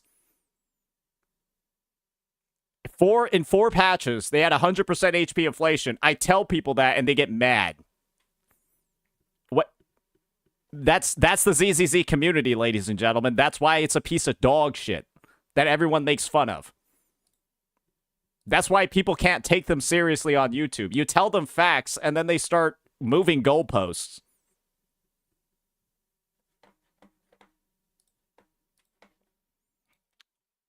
I mean, it's really that simple, right? You look at my track record, and I'm literally right about everything. The only thing that people keep repeating over and over again is a 2-second hyperbole where I said you need Yi Zhuan to beat the boss. Right? It's literally a 2-second quote from my video, and I'm saying that just to compare the damage that she does to a miasma shield and how nobody else deals any damage at all to a miasma shield.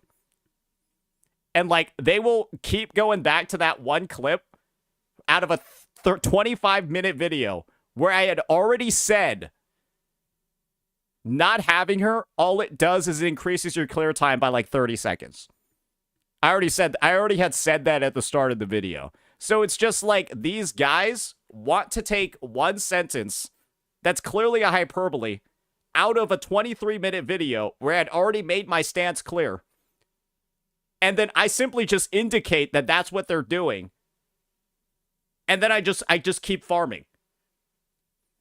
Because it's so easy to point out where this entire community and its creators are so absurdly disingenuous. It's so easy.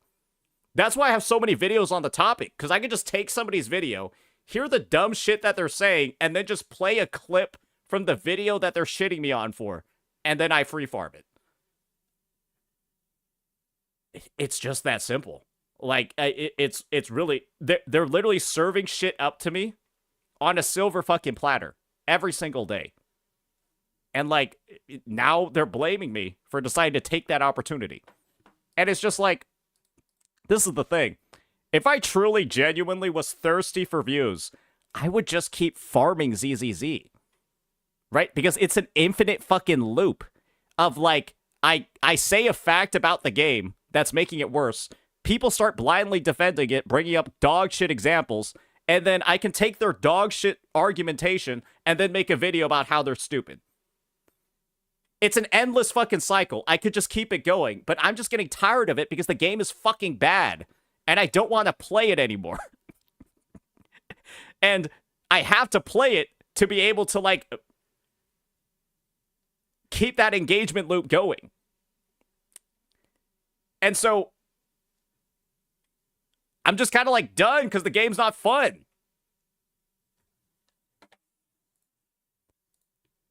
That's pretty much it. It's literally an infinite farm right now. I got to put in some effort, but even that much effort is too much right now.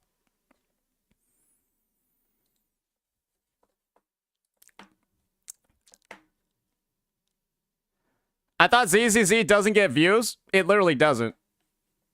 It literally does not. It gets negative views on YouTube. Guys,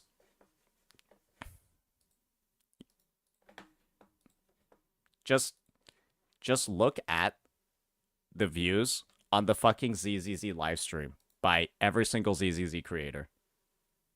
Okay? I'm just going to be real with you. Look at the live stream views. Are you guys ready?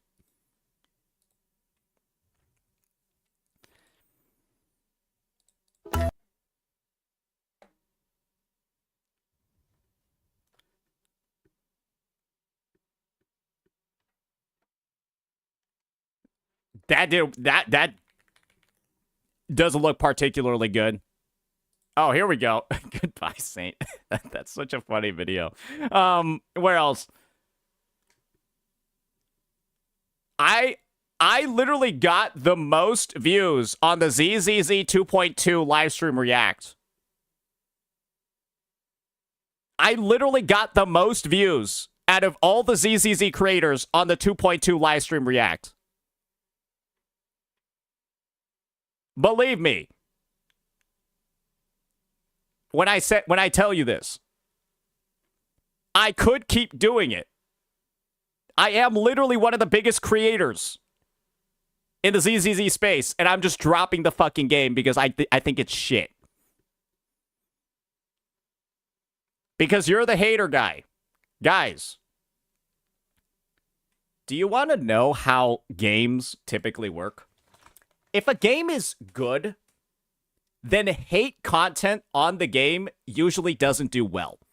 For example, when's the last time you saw a hate video on Woowa pop off? Probably has been a really long time because everyone knows those videos suck dick. And they probably have garbage fucking points. And they don't bother listening to them, or they listen to it and then downvote the fuck out of it. If a game is in a bad spot, then critique videos on it do really well. And so, my videos, my critique videos, or me calling aspects of ZZZ dog shit, that doing well is kind of inherently the sign that the game is kind of bad. Because if it was actually good, then people would downvote my videos to infinity and beyond, and they would get no views. Plenty of Woowa hate videos do well. Bro's just like, all right, hey, Nakwal, one day timeout, or you got to link one of these videos. Link just one video, or get a one-day timeout.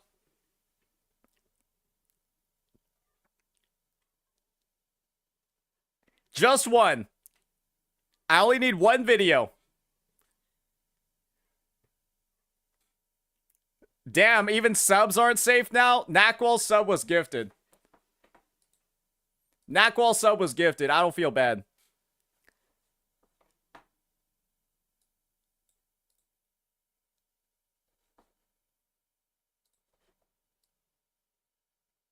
That's a long amount of time to get a link, by the way. Hey, come on, buddy. Come on, bucko. Hey, I'm hovering. I'm hovering. I'm about to hit you with a KO move, brother. Hey, you got to speed it up, buddy. Tick-tock on the clock.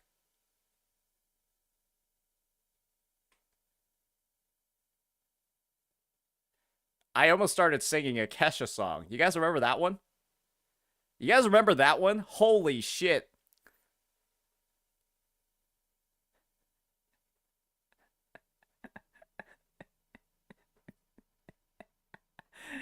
That one is old, brother.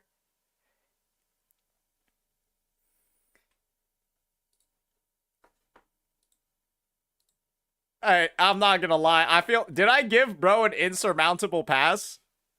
Did I give bro an insurmountable... He's about to... You know what I bet? I bet this is one of my own videos. I bet this is one of my own videos.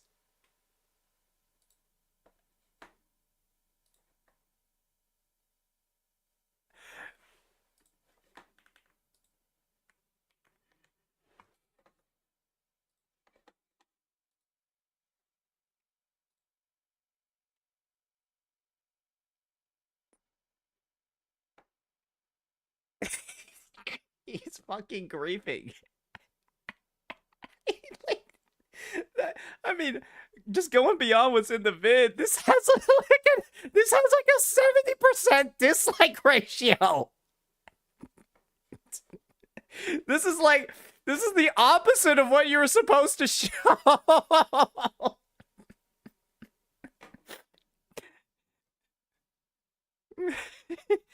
Plenty Wooba hate videos do well. Guys, just because the number of views is high doesn't mean it's doing well. Guys, are we saying that, like, this is, like, a good video? Are we basically saying because this got a lot of views, it was a good vid? Oh, God. I didn't even know it was this bad. It gets worse every day. I'm not gonna lie. This is like actually enviosity levels. Guys, and this is the thing. YouTube dislike the YouTube dislike button add-on underestimates this. It underestimates this. This is actually closer to potentially 2,000 dislikes. When the number of dislikes is this high, they're off by the hundreds.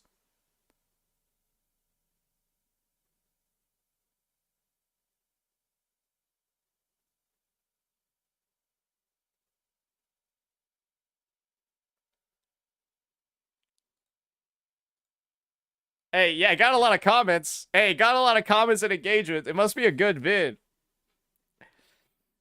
Oh, jeez. Oh, jeez. This is... I'm just gonna be real with you over here. This is fucking... This might actually be the worst apology in Gacha history. It might actually be the worst apology in Gacha history. I'm gonna be honest with you here.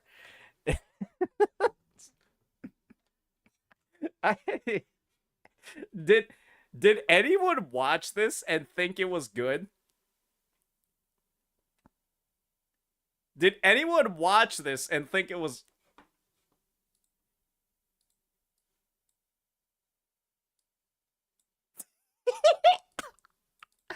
Damn, he kept that vid up.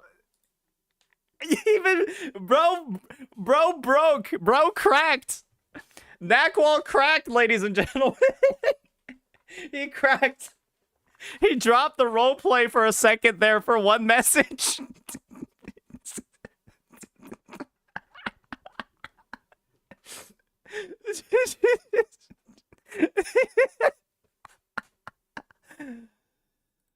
You have a better link? Okay.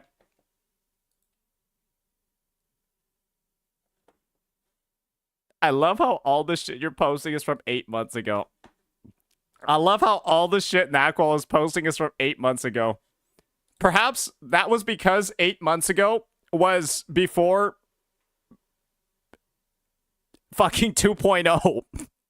Show me a single good Like, show me a single good, like, shitting on woo-wah vid after 2.0. Legitimately. Show me one, like, just shitting on woo-wah vid from after 2.0.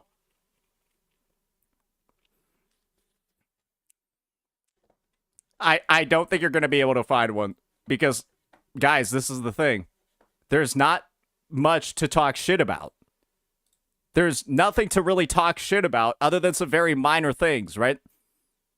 Or, I guess not technically minor. I wouldn't call wee-wah minor.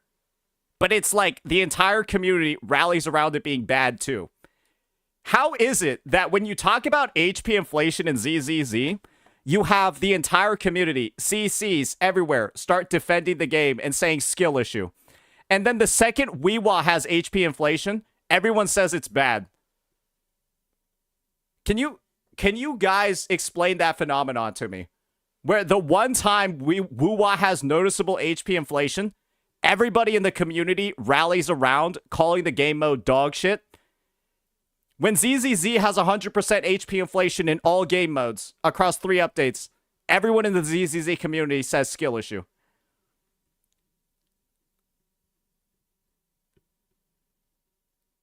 Isn't that a little weird? That's the difference between the two communities. And that's why, again, a big portion of why people fucking don't want to play ZZZ. The community is dog shit. And they got to see it firsthand over the past 5 months.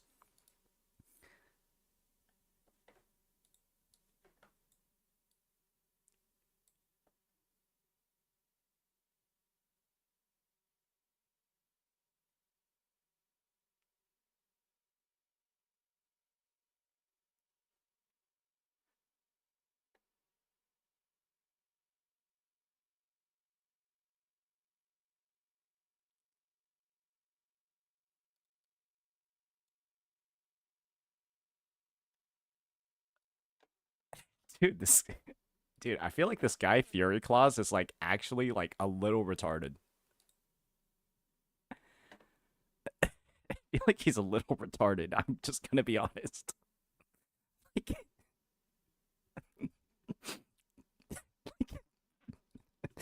Like, I don't understand how you do that. Like, I don't understand. Like, how you end up sending the search query bar. And then, like it's literally just, it's just fully written out in front of you.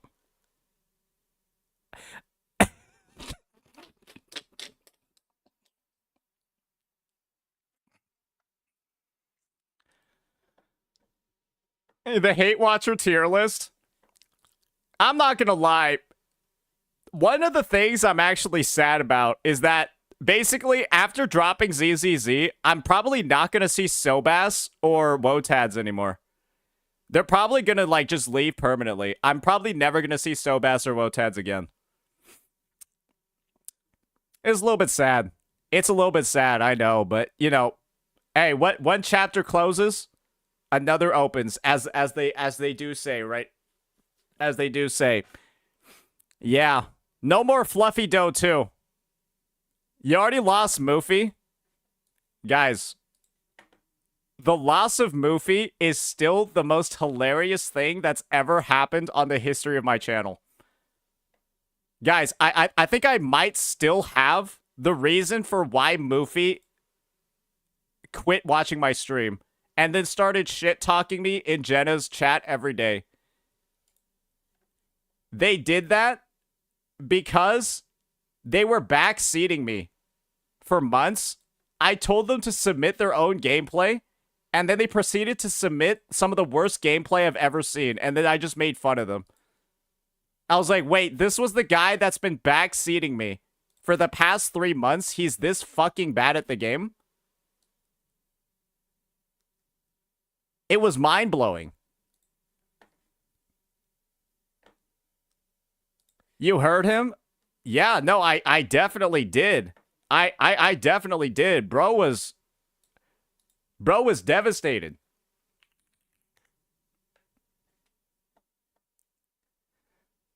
Bro was Hey, does anyone have a clip Does anyone have a clip of Moofy?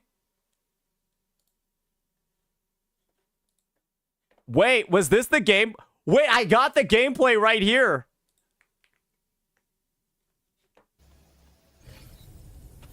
Hey guys, watch this. Watch. This is the guy that was backseating me, boys. Hey, this is the guy that was backseating me. The hour is upon us. Together we stand. It literally looks like he's having a seizure mid rotation.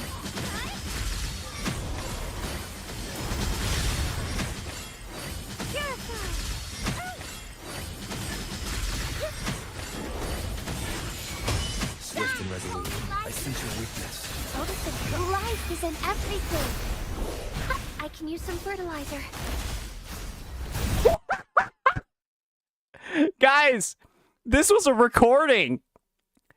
He could have had more than one try. He could have had more than one try. It's a recording. Swift and resolute. No hesitation. The end has come. One with the sounds. Sentinel 300 ping though. Motherfuckers. Motherfuckers. What do you got? What do you got? You guys watch me clear TOA on a C account every month. You guys literally watch me do perfect rotations every TOA reset on 300 ping every month. All of my TOA vids have this in the corner. Ping only matters in Weewa. Ping only matters in Weewa because it delays the spawn of the waves. It only matters in Whimpering Waves. And I guess technically in TOA, because I suppose there was a little delay from when the monkey spawned, right? Like, he kills the little birds here, and there's like a little bit of a delay. Like, look, oh yeah, it was like a half second until the monkey spawns. Not like it matters anyway, because bro's not full concerto yet. Swift and resolute. I sense your weakness. Oh, the life is in everything. That one with the sounds. Sentinel protection. So yeah, Moofy, this was a TOA speedrun competition, by the way. Yeah, he decided to submit a 1 minute, 23 second clear where he's just pressing random buttons on Verena. Fucking Verena charge attacking the boss across the arena. Fucking following the monkey by charge attacking it with Verena. Name of imperative. The end has come. There we go. But yeah, that's why Moofy's not in our chat anymore. That is why Moofy is not in our chat anymore, because we asked him to submit gameplay because he was backseating every single day. And yeah, this is what he submitted, and so we were like, okay, this guy sucks dick at the game. That was pretty much the take that we made. Yeah, this guy sucks dick at the game, and he's trying to give advice on how to play.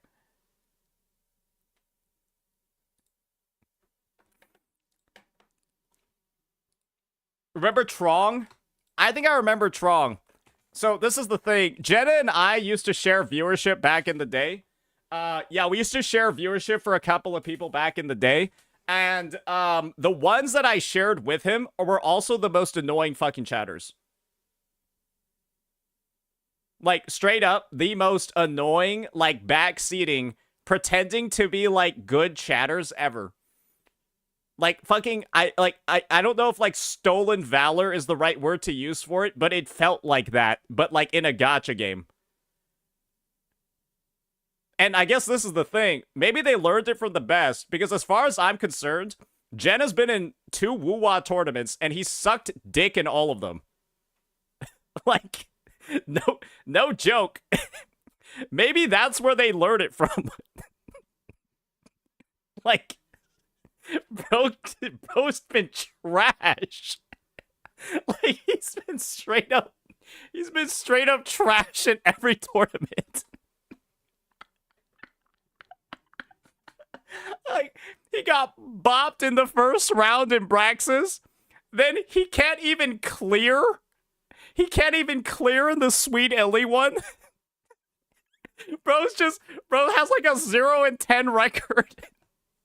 Like Mr. Pokey did better than him.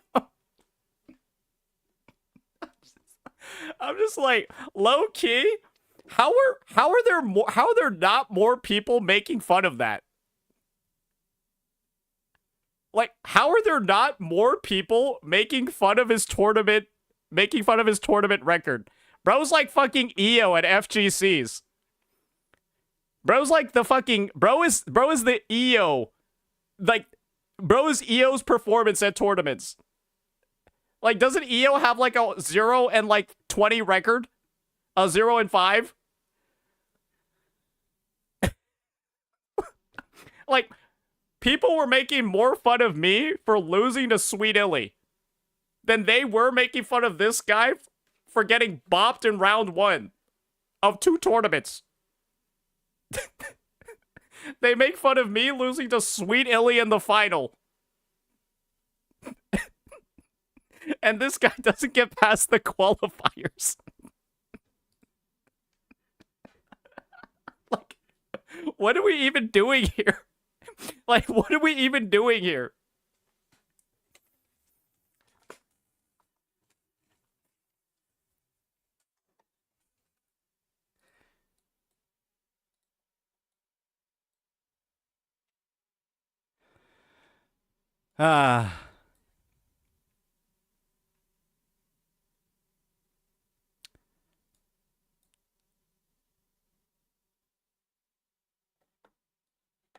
Wait, what's going on here? Is Fob trying to get my chatters banned? Is that what you're telling me? Fob's trying to get my chatters banned?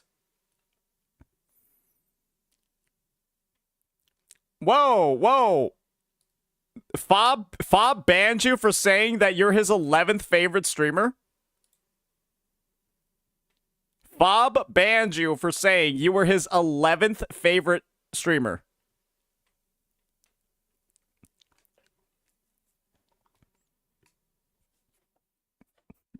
What?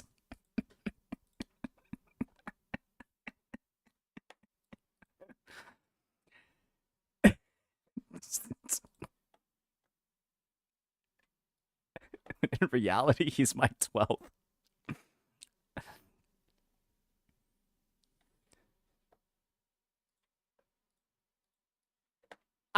Here's the whole story. But to be fair, you were annoying and said something like, Lily pays for everything. Oh, so this is the actual reason why you got banned. Oh, this is the actual reason why you got banned. I see. Gotcha. Yeah, you were emasculating him and talking about his girlfriend's wages too much. I see. What's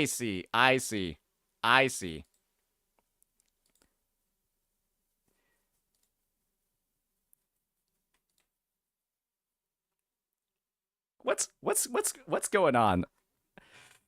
What's going on? Why is everyone getting so sensitive nowadays? Why is everyone getting so sensitive nowadays?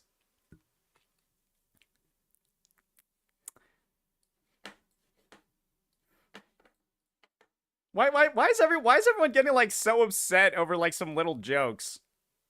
Like, at the very least, right? At the very least, you gotta fire back a little bit. You gotta fire back a couple of times.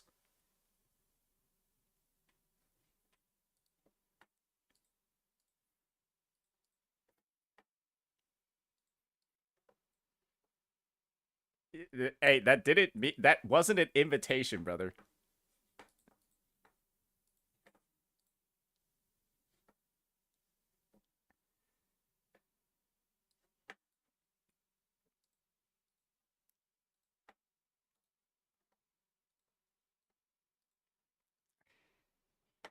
Okay, but didn't you get a little bit mad over a YouTube chatter saying move on, bud? So this is the thing, right? This is me seeing super entitled behavior in my chat, and I'm just like when somebody acts like that, it's just one of the biggest immediate turnoffs for me, right? It's like not even a joke. it's like somebody acting like fucking privileged in a Twitch or YouTube chat. I'm just like, get this little bitch out of here. Like, get this little pussy out of here. Like, I don't even want to look at it. That's the thing. It's like it's one of those things where like I just immediately get the ick when I see a chatter like trying to demand something out of me. It's just they're gone, brother. They're like gone. I'm like, wait, like I'm like legitimately I don't even want to see messages like that. Yeah, it's not even being mad, it's like disgusted. It's like disgusted. And so, yeah, that's not it's like a huge pet peeve.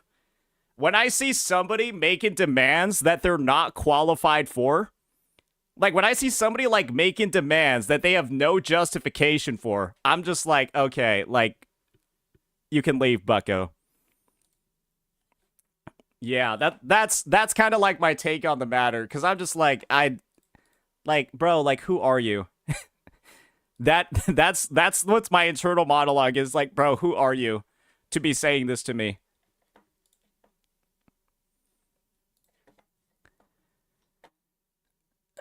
Ugh. You gotta fire up with the oiled up Chang Li cosplay?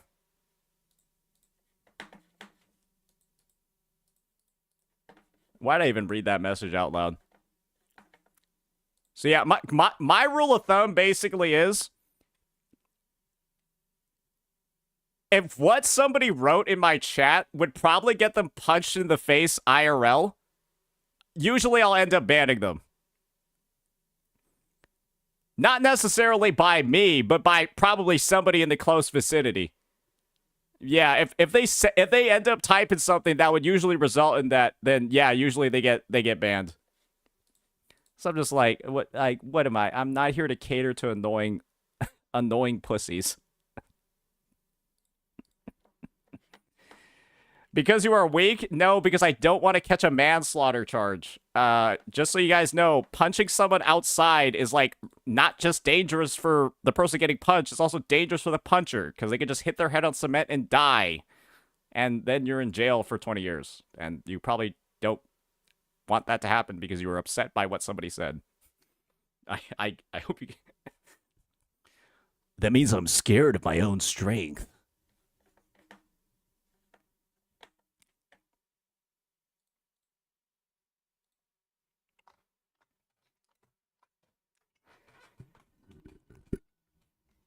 Maybe tell that to Tectone after making a list of all the CCs that he could beat up. That's not the same as him going out and beating up people. It's saying, like, who could you beat up if you were in the situation for it, which is entirely different from actually doing it. That's,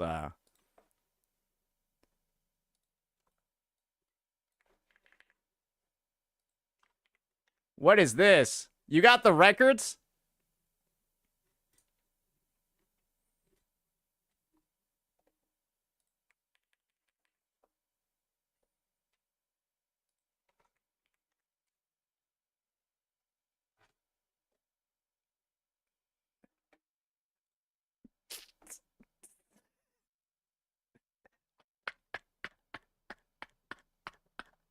What did you do?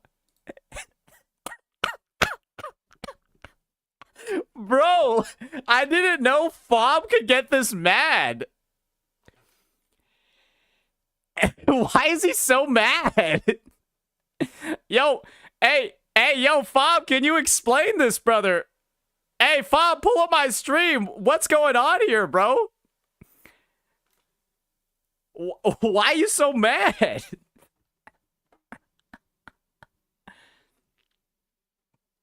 The last message was literally, I'm gonna go to Gacha Smack, my 3rd favorite streamer, instead of my 11th favorite.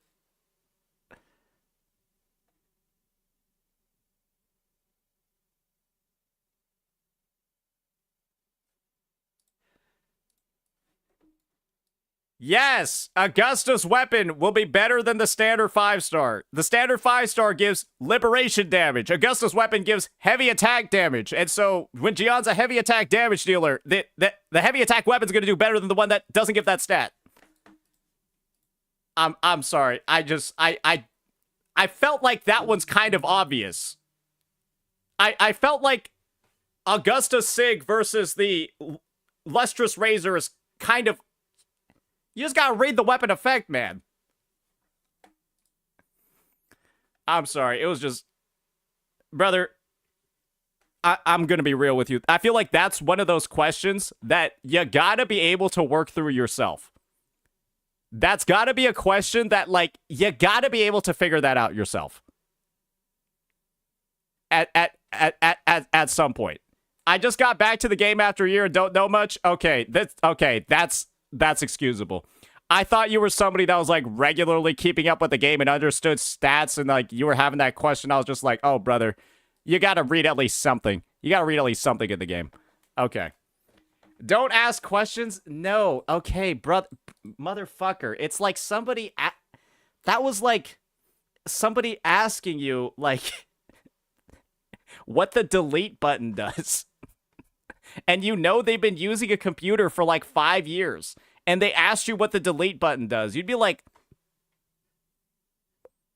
what? But yeah, if he took a year break, excused. To be fair, I don't care about this ban in his chat, but the fact he saw me in Jenna's chat at me and then said, why did the Saint viewer here ban him? Fob's kind of a sensitive guy. Ooh, Fob's a little sensitive. The fuck?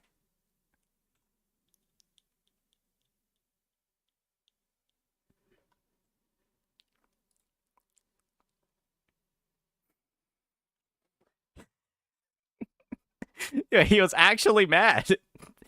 Wait, no, I feel like this was from Fob. It says Fob Masters Moderators. I think this was from Fob.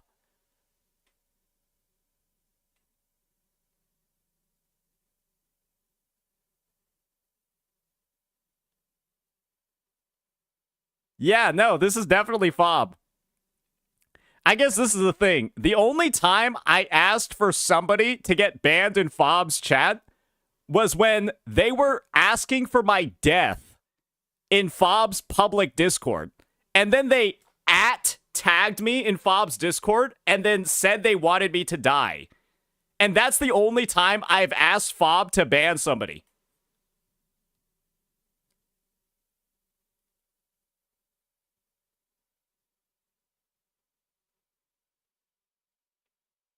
Yeah, no, I got a tag on my phone, right? I got a Discord notification on my phone.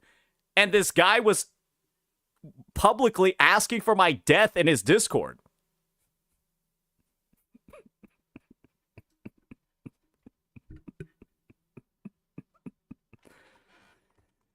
Unk looks at Fob's Discord more than his own. No, that's how the fucking tag system works, because you send a direct notification to somebody when you tag them. And so I just saw @Saint. I opened it up, and then it's someone asking me to die in Fob's Discord.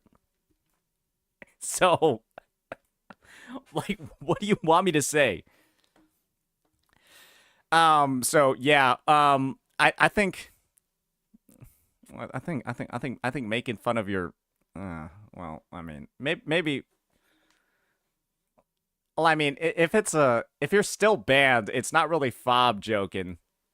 I mean, it sort of reads off as like a little bit jokey, but you are still banned, so I'm not really sure what it is at this point.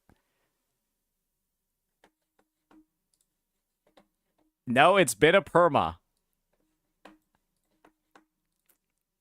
Okay, I'm gonna be honest. Fob, maybe you got a bit of an explanation to do, okay? Because if you weren't gonna ban people from spamming KMS every single time a streamer that isn't you pops on the stream, if you aren't gonna ban people for spamming KMS each time anybody gets brought up on your stream, right? I'm gonna be honest. Banning somebody for saying that you're their 11th favorite streamer is like, I don't know. It's a little soft, man. It's a little. I thought Koreans were built different. I thought Koreans were built different, Fob. I thought we had strong mentals, but then again, you were only you peaked at gold, so maybe your mental isn't as strong as I thought. Yeah, bro peaked in gold in League of Legends, so yeah, maybe he isn't built like that. Hey, checks out, right? That's gonna make him mad. He's gonna be really mad after hearing that one. He's gonna be upset after hearing that one.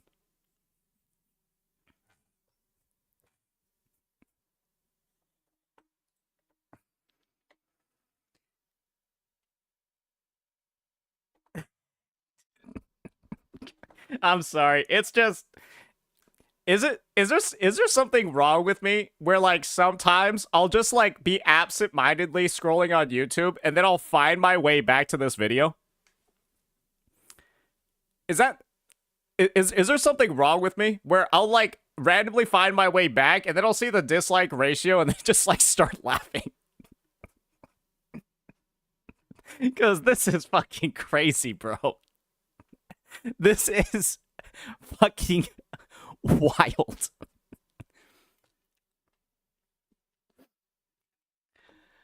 Okay. We got a video from Vars over here. I feel like this one could be really good.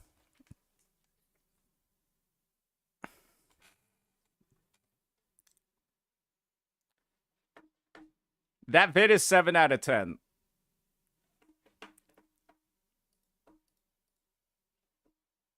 I love that we have so many great emotes, guys. What did we have before? Do we still have Mr. Jokey? Do we still have the Mr. Jokey emote?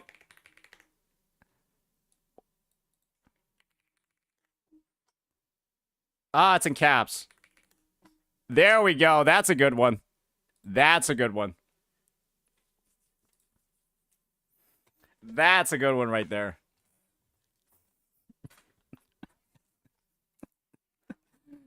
All right, I'm dehydrated. I'm going to go grab some water and then we'll get on into this bad boy. Failed characters. What went wrong?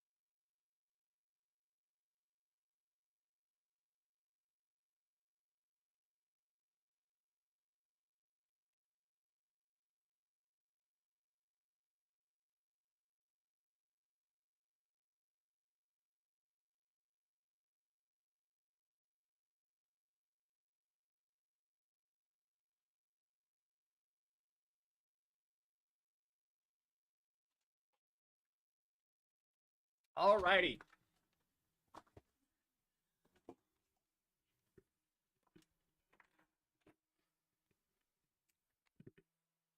Let's get right on into this.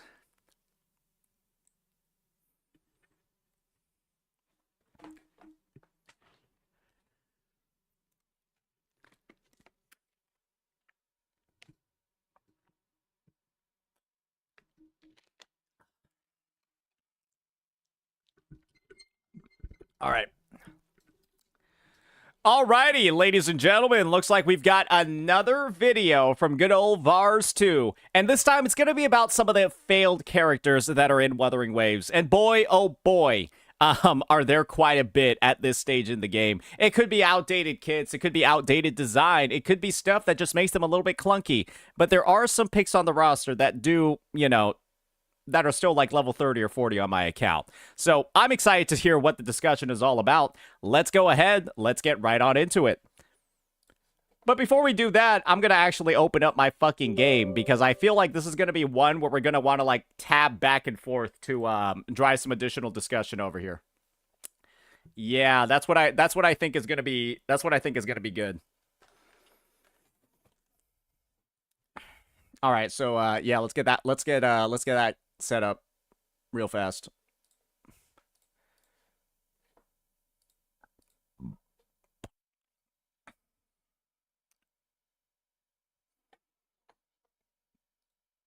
Unprepared. No, I think I'm pretty prepared. Just taking a moment.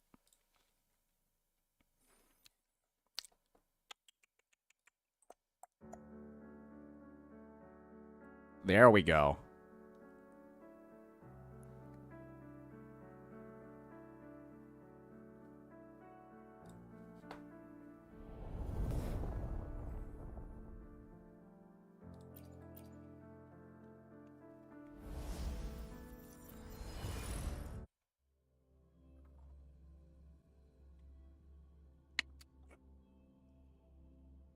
I'm so excited to see the 2.6 login screen on here.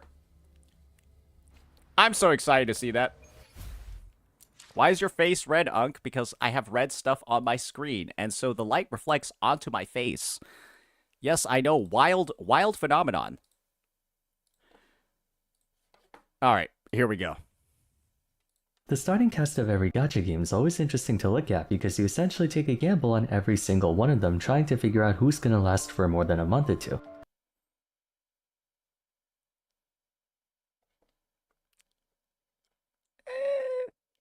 Yang was pretty decent at the start of the game, but yeah, these two are dog shit. I know this is a Wuwa video, but you guys remember the Genshin 1.0 tier list? Crazy to think that we put Ben and Xingqiu and Sucrose below Barbara and Chi-Chi of all people. To be fair, that's just how things are when it comes to early metagames and gachas. Most if not everything needs to be taken with a grain of salt. In the context of this game, people had a relatively high opinion of Genshin for being a jack-of-all-trades character, and while that was indeed helpful in the early to mid-game, towards the end game the flaws in her kid quickly began to stand out, and I would dare say that Wuwa's early tier list, Wuwa's like early perception of characters was pretty spot on. The only issue that we had was, yeah, a couple of units being overrated, but that was also potentially because there just weren't that many other options available. And for the Johnshin example that he's talking about over here, one of the reasons for why her ranking fell down so much was because, well, this character released. Right? And Johnshin was actually one of the only, like, sustain options available in the game, other than, like, Baija, when she fucking, other than Baija at the launch. And so that was, like, actually one of the reasons for why she was even that popular. So it wasn't even like, oh, the community was being stupid and overrating certain units. It was more so, it kind of was somewhat accurate because there weren't that many other options. it's been hard to make a case to prioritize her in the current day. Near as I can tell, the 1.0 roster is split down the middle, with half of the cast doing quite well and adjusting to the direction of the game, and the other half losing the coin flip on whether or not their niche should be tapped into. Yep. Members of the former half would be the likes of Mortefi, Sanhua, Danjin, Baizhi, Encore, and so on, while members of the latter group would consist of Calcaro, Yuenwu, Lumi, Alto, Taochi, Lingyang, etc. Hey, put Yohu on there. She is the worst of the worst for sure. For today, I want to talk about that latter group, analyzing the so-called failed units quote-unquote, and figuring out why they were left behind in contrast to the ones who managed to hold their position well. I bet he's spitting. That dislike ratio looks pretty good. I bet he's spitting. I should probably clarify that technically speaking there's no such thing as a failed character, since I'm sure a handful of people do make use of the units I'm about to cover, and somehow make them work. I'll test that. I'll test that definition. I think Vars is actually playing a little bit softball on here. Sure, you can make the units work, but they're just straight up like a lot of them are just straight up like worse options than others.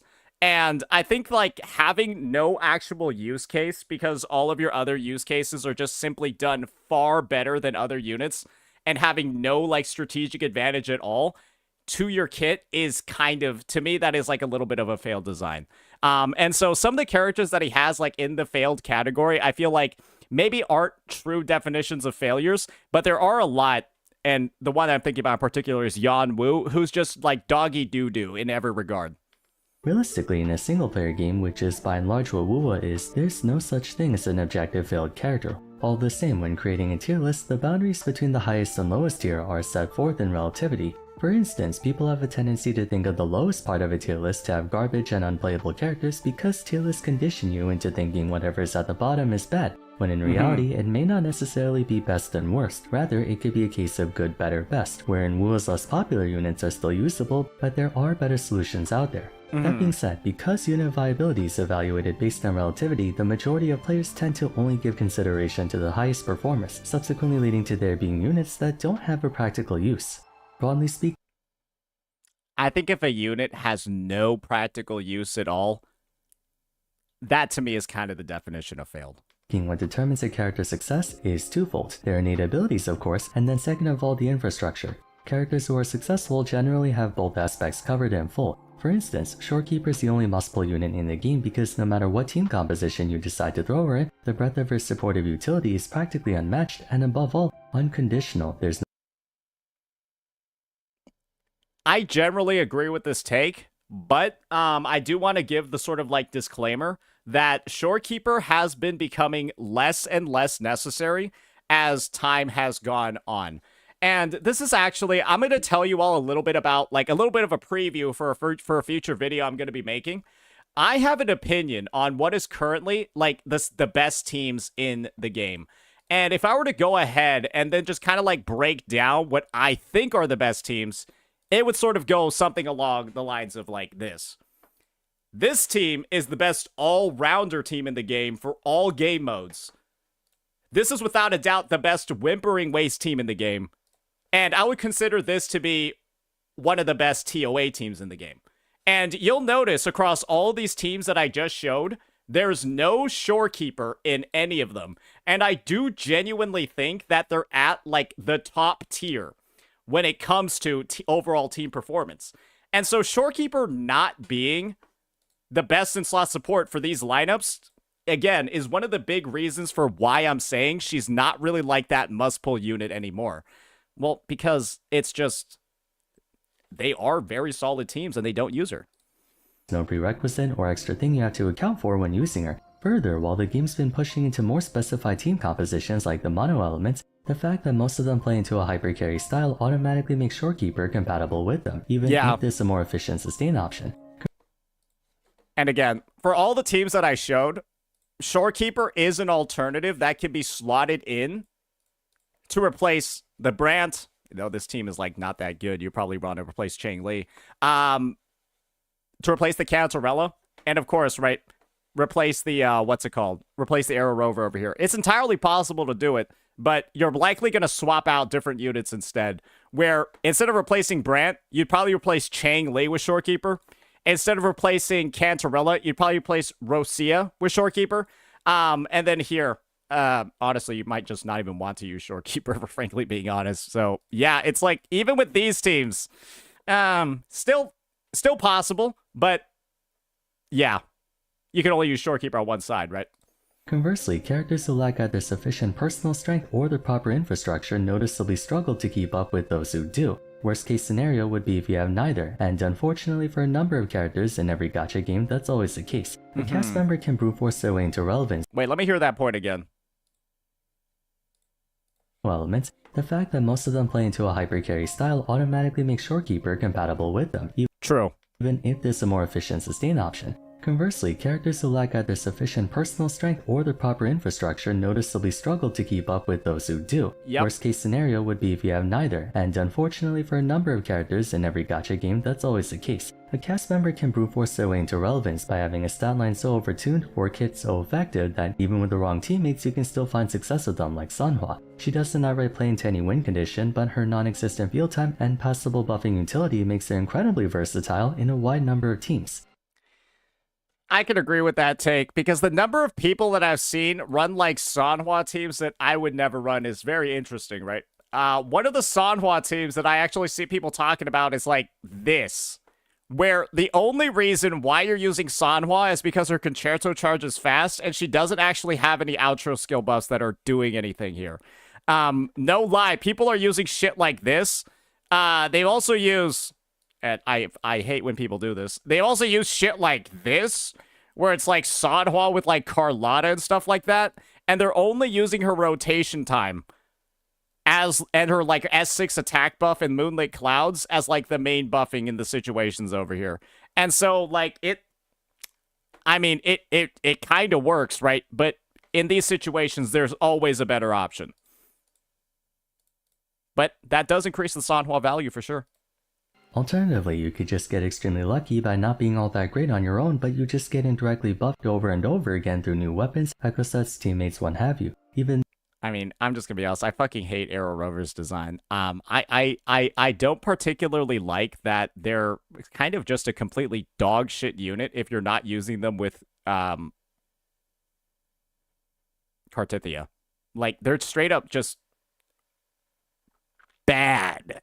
And then it helps to have a balance of both. For the units I'll be talking about though, it's hard to say they have either. I think Phoebe's actually a good designed unit, because she has like the two different modes that she can access, where she's a fully self-sufficient, not really self-sufficient, but you know, like a pretty relatively sufficient DPS with absolution mode. And then, you know, she has like her weird sub DPS mode that you can decide to use as well. I just like that she has both, and you don't feel like pigeonholed into using her like a certain way. And you have like that level of freedom built in. Let's start with the classy uncle. Man, I wish he was good, especially given the fact that when the game came out, there was a ton of attention given to him by way of him being free to obtain by accessing Tower of Adversity in the early game. There was a bit of potential in Yuanwu when Jinxi came out by virtue of his skill offering coordinated attacks, perfect at facilitating the Magistrate's playstyle, especially before Jojo came out, and for those that didn't have Yinlin. That was about the farthest anyone could take with them, but... That was it. Yanwu's only role on any team in the current metagame is to literally just be a like free-to-play of free-to-plays Jinxi support.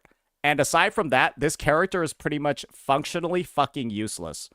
And one of the reasons for that is he has some of the worst nodes in the game for sequence nodes. And then he doesn't actually have an outro skill. His outro skill is that he deals vibration strength damage, but intro skills also deal vibration strength damage. So it's like, you almost don't even notice that this is occurring, and he also has like the slowest concerto generation in the game. So this almost never activates. So he's just like an absolute like there's no way anyone's actually ever using him, because he deals no damage. His defensive utility sucks ass. It doesn't really help that much, so he can't solo sustain. And, like, his outro skill basically doesn't do anything. And he has the worst concerto rotation in the game.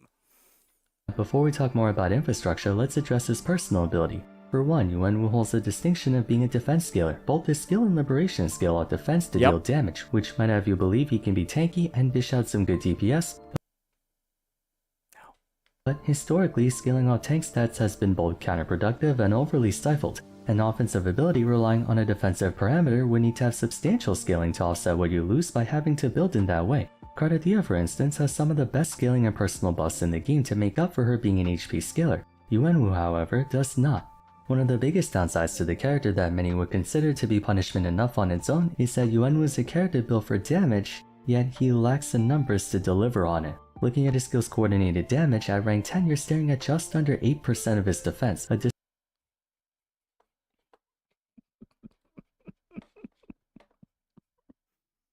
To be fair, Yanwu can get around 2,000 something defense, but think about it this way. Most characters in the game, when they're fully built, guys, they have around like 2,000 something attack, right?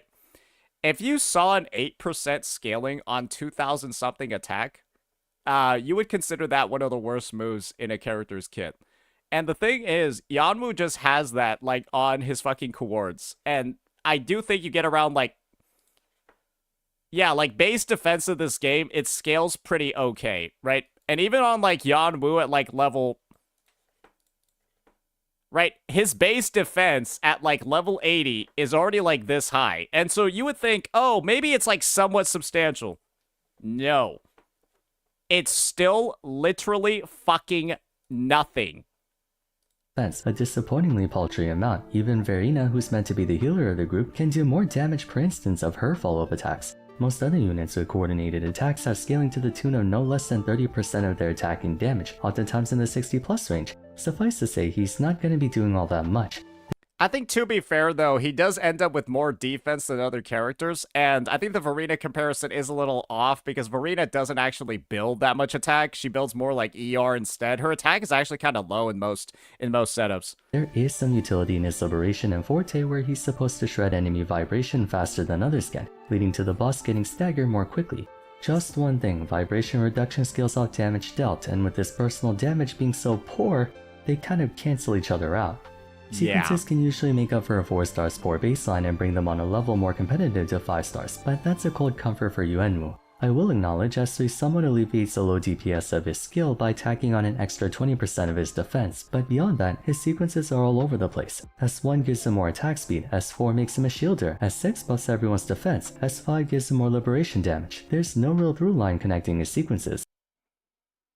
A lot of the early design characters in Muwa, a lot of the early design 4-stars, have some sequence nodes that will have you scratching your fucking head. For certain.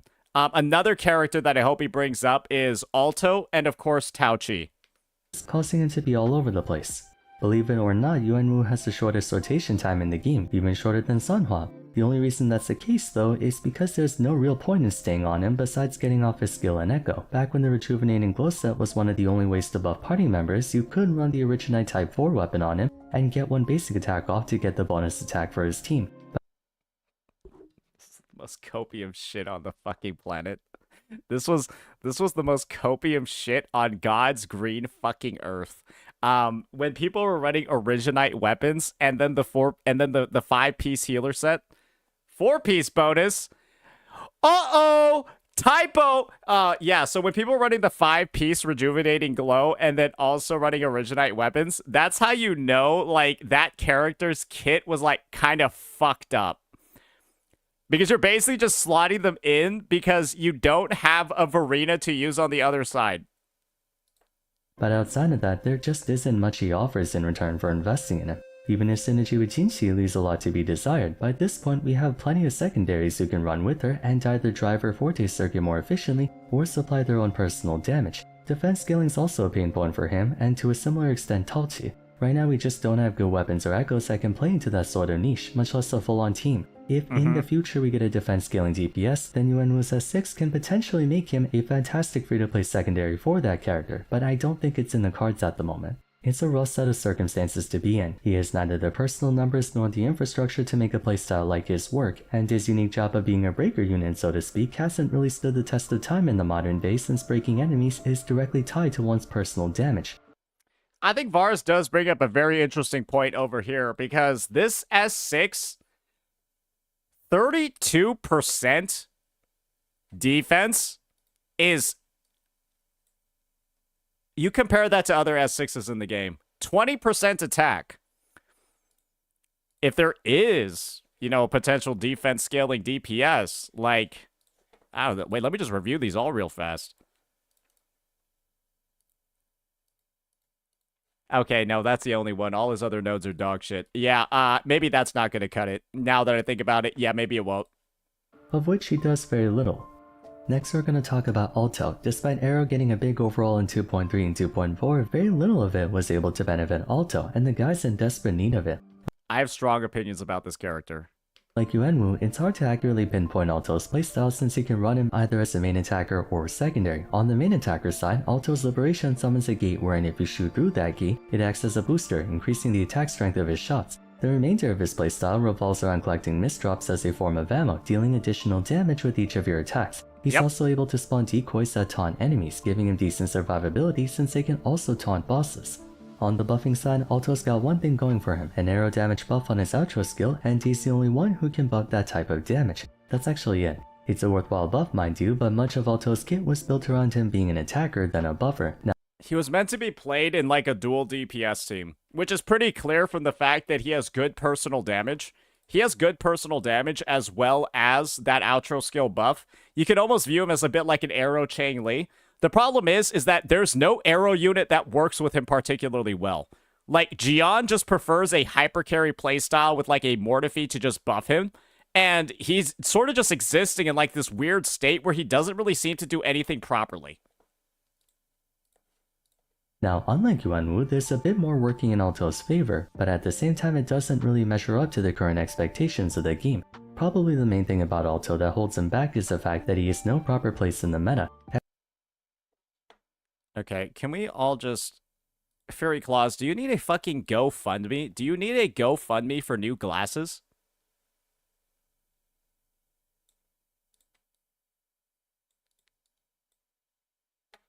Like, are you actually blind?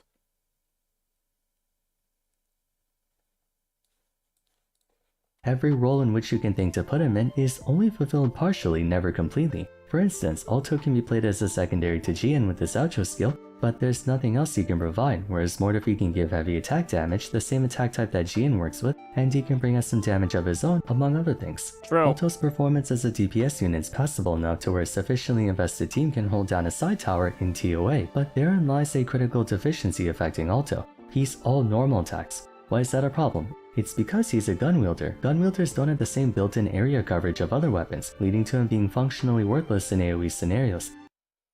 I wouldn't say he's basic attack focused. I would say Alto is single target focused, because even his resident skill and liberation, they're like basically all single target moves. And so, yeah, this guy, you introduce a second mob and he's basically unplayable. You take him into Whimpering Wastes and he's basically unplayable. You take him into fucking forgery challenges to go farm skill mats, and depending on the floor, he's kind of unplayable. Like, it's just, he's so restricted in the type of content that he can be played in, and he doesn't feel like shit. It makes you wonder, what would even be the point of investing in him in the first place if you can take him into, like, half of a game mode without wanting to just use somebody else? Not much. Everything from his skill to liberation powers up his normals, and gun normals prior to Carlotta have 0 AoE. Heavy attacking puts you in aim shot mode, and mid-air you're also attacking only one target. For that matter, mid-air gun attacks are terrible because they suspend you in the air, leaving you totally vulnerable to enemy attacks. Alto can circumvent this by placing decoys, but overall, it's pretty tempo disruptive. I would say the one game mode where he does feel kind of unique and actually kind of neat is actually holograms, because of holograms' tendency to one-shot in content, right? And the fact that, well, his clone will, like, be on a 6-second cooldown and essentially tank those one-shots for you. So that's, like, one of his, I guess, not the worst use cases ever. It is somewhat interesting. His contributions to an Erosion team don't really work all that well either, considering he has no synergy with Erosion. Now, the reason Jian can work with Erosion teams is because he just does a lot of damage on his own. So for instance, Jian, Chikona, and Erover make for a strong team through individual merit, something Alto doesn't really have. As such, despite having a good playstyle and concept, in execution he hasn't been able to make a good case for it. I suppose we can talk about a 5-star. And you want to know one thing that Vars didn't talk about over here? That I feel like needs to be spammed until the end of time, is how awful this guy's S6 is. This is the worst fucking S6 I've ever seen in the history of the game. Basically, his first one is that his liberation will increase your crit rate. And the second, your crit rate by 8%. Oh, I guess that's okay, right? And the second is that his heavy attacks damage will increase by 50% if he shoots it through his liberation's gate. Guys, are you ready for this? Let me show you the scaling on a level 9 Alto heavy attack.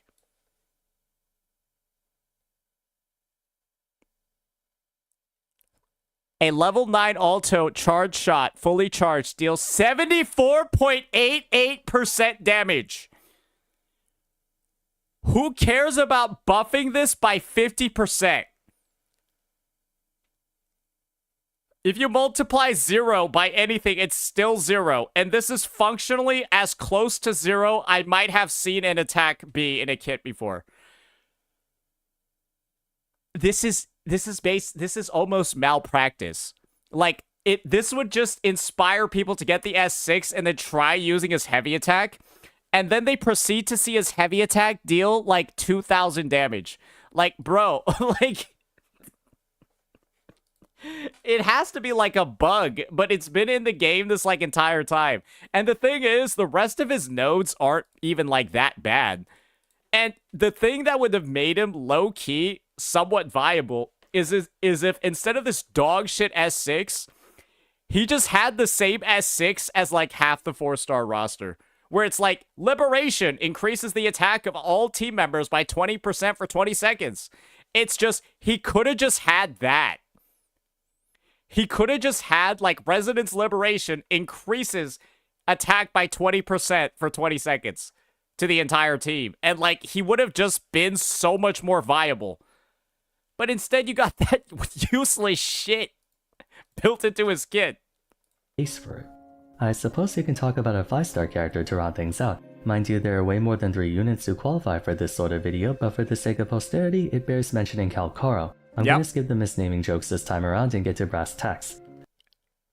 The naming jokes have gotten a little bit old. I think everyone's just like, this guy is just, he's just a poor character. The reason I bring up Calcaro instead of Lingyang, who's definitely a grade below, is actually because of that. Prevailing Wisdom's opinion on Lingyang was already somewhat deflated even when the game first came out. True. But dating as early as the final beta, Calcaro was considered one of the best attackers in the game in the eyes of many. He, alongside Yinlin, established one of the first proper teams in Wuthering Waves. You wanna know why everyone thought this? Because they hadn't gotten into the TOA yet, and they weren't taking any damage from enemies. Then they saw, man, me using my Liberation and trying to use 3 Death Messengers is leading to me getting hit 400 times. And I am getting killed in the Tower of Adversity, 3rd level floor, trying to use Calcaro. Because this guy can't dodge. Like, literally, dodging punishes his kit. Back when quick swapping didn't get rid of buffs, you could switch to and from Calcaro and Yinlin and dish out incredible amounts of damage, albeit with a bit of execution.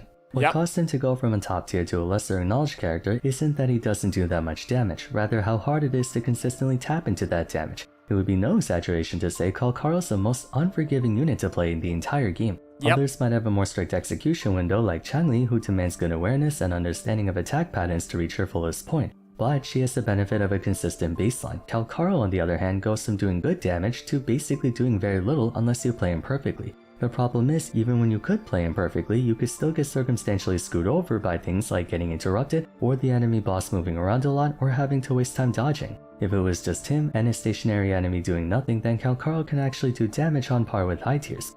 Calcaro is the ultimate trading dummy character. This guy, actually, when played well, has higher damage output than some limited 5-stars. The unfortunate part of the situation is, it's almost literally impossible to reach that damage potential with him because of how unforgiving his kit is. And so when people are able to like actually like get off all the stuff, it is insane. And that's why he has like potential, but it's just so unwieldy and so ridiculous to assume that anyone else is going to replicate it that people just consider him to be bad, which I think is like just a completely fair thing to say. When are you ever going to encounter a situation like that though? He is by far the hardest rotation in the game, yet at the same time he greatly depends on that rotation to keep up with the current meta. So while by no means does he lack inherent ability, he also doesn't reach that far either. Infrastructure for Electro has also been close to non-existent for the better part of version 2, as there simply hasn't been a new Electro attacker or support prior to Augusta, and with Augusta being a main attacker, that's gonna be even more adversity for Calcaro to deal with. A support would be nice though, since right now it's just Yinlin. A strong secondary, don't get me wrong, but I mean like a dedicated secondary. Part of the reason why Calcaro kind of sucks is because Yinlin's also dog ass. So yeah, I wouldn't call her a strong secondary. I would say she's tied for the worst sub DPS in the game alongside Rosia. Yeah, I would consider Rosia and Yinlin to be two of potentially the worst characters in the game. And if we're going to be honest, if we're talking about pull value, it's Yinlin, Rosia, and Zani are like the lowest pull value units in the game. In the same fashion as Chacona, Phoebe, Lupa, and so on.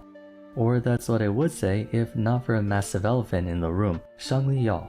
Shangli Yao's playstyle attributes and properties are so ridiculously similar to Calcaro that his very presence alone presents a major proverbial wall for the latter. Anything that can directly buff Calcaro will also buff Shangli Yao, and with Shangli Yao having a stronger baseline than him, better ease of use, and a higher ceiling as well, it only further underscores the need to play Calcaro impossibly perfectly just to get him to a competitive level. Unfortunately, I think we're kind of in the situation where Zhang Liao, unfortunately, actually might be the worst DPS in the game. And I'm not saying that he's the worst because of like any, like, the reason why he's the worst is that he is so much utility built into his kit that his damage output kind of suffers, right? With Zhang Liao is, in my opinion, a male version of Carlotta. And to explain that, Zhang Liao basically can guarantee every single bit of damage in his rotation. It's very hard to miss Zhang Liao's attacks because he has incredible tracking. He slows down time. He, has very fast moves. But his rotation takes fucking forever. Like, if you miss input a single time during Zhang Liao's rotation, Yinlin's outro buff will actually expire by the time you do your final hypercube. And so you gotta, like, press all the buttons in sequence, like, perfectly, which is, like, not hard. But his rotation just takes really fucking long. I personally don't think his damage is necessarily awful, but his rotation just takes fucking forever relative to pretty much any other DPS in the game. But all of his hits are guaranteed, and he's relatively safe during it. And so the end result is that, like, he's like a safe option that a lot of people like because he's so safe, and you can't really, like, fuck up his kit if you practiced enough. But his damage output suffers as a result of all that CC and all of that gap closing. Which is, like, it's a trade-off that I can understand, but as you get better at the game, you get better at dodging, you get better at understanding which hits you can tank and which ones, like, you can sort of just, like, muscle through, he falls off. Because the better you get at weathering waves, the worse Zhang Liao becomes as a hyper-Gary character. And it's a little bit unfortunate, but it kind of, like, he's a very beginner-oriented unit. Both units are main attackers, both are Electro with scale of liberation damage, both have an ultimate that gives them an empowered state and alters their attacks, and both have a forte circuit that charges into a big explosion during that ultimate state. To give you a point of reference on how overwhelmingly stacked the odds are against Calcaro, his liberation time holds out for 11 seconds with a cooldown of 20. You have 11 seconds to execute your full rotation. On the other hand, Shang Liao's liberation time is 24 seconds with a convenient cooldown of 25. He can sit around doing his taxes, doing his laundry, making dinner, binge watching a Netflix show, and still have enough time to finish up his rotation. To be fair, though, I think this is a bit of a moot point in hypercarry and only applies to dual DPS, because if you're taking a full 24 seconds to do your Zhang Liao rotation, brother, you've been spending 10 seconds without an outro skill in hypercarry, and that basically is just you saying, I'm fucking up my shit.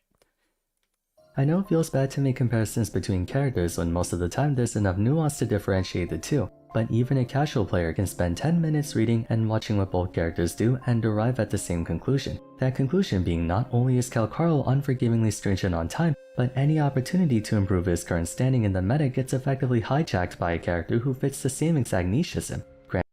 Well, I mean, Zhang Liao is also a limited character, and Calcharo is a standard unit, so I still don't think this is like, I still don't think like the Zhang Liao, like Calcaro sort of like power creep conversation is even anything to be entirely real, because I would hope that the standard character gets like a better feeling version of them at some point. It did happen relatively quickly, but Calcharo also does feel really fucking bad too. So it's like, it was in a way like a bit of a necessity, but it also does beg the question of, is Calcharo just going to have their kit reworked at some point to do something slightly differently, or just, get some adjustments later down the line. And I feel like that would be a viable option. Granted, there's no rule to just kind of separate him almost fully from Zhang Li through the form of like some sort of like leap or kit update. You know, kind of like what HSR did with like Jing Liu, where you can play the shitty version still if you want, but yeah, everyone gets access to the new and better one. Rule against having 2 giant paint bubbles. If you're a big fan of this playstyle, you can run both Calcaro and Shangli Yao in different teams. But, like I mentioned earlier, we haven't had a new Electro support come out in a while, and unfortunately for both of them, Augusta is an Electro main attacker, and if version 2 is any indication, she'll be just as strong as the likes of Cardathia and Zani, if not potentially more so. Altogether, I would say it's a combination of failing to make a big enough splash at the beginning and then taking too long to make up for it that led to these units having quote-unquote failed in the eyes of many. It bears repeating, from an objective point of view, I'm sure you can still use Alto, Yuanwu, and Calcaro, and they're able to contribute to your endgame completion, but in relativity, it's a hard sell to convince a player to choose them over literally anyone else.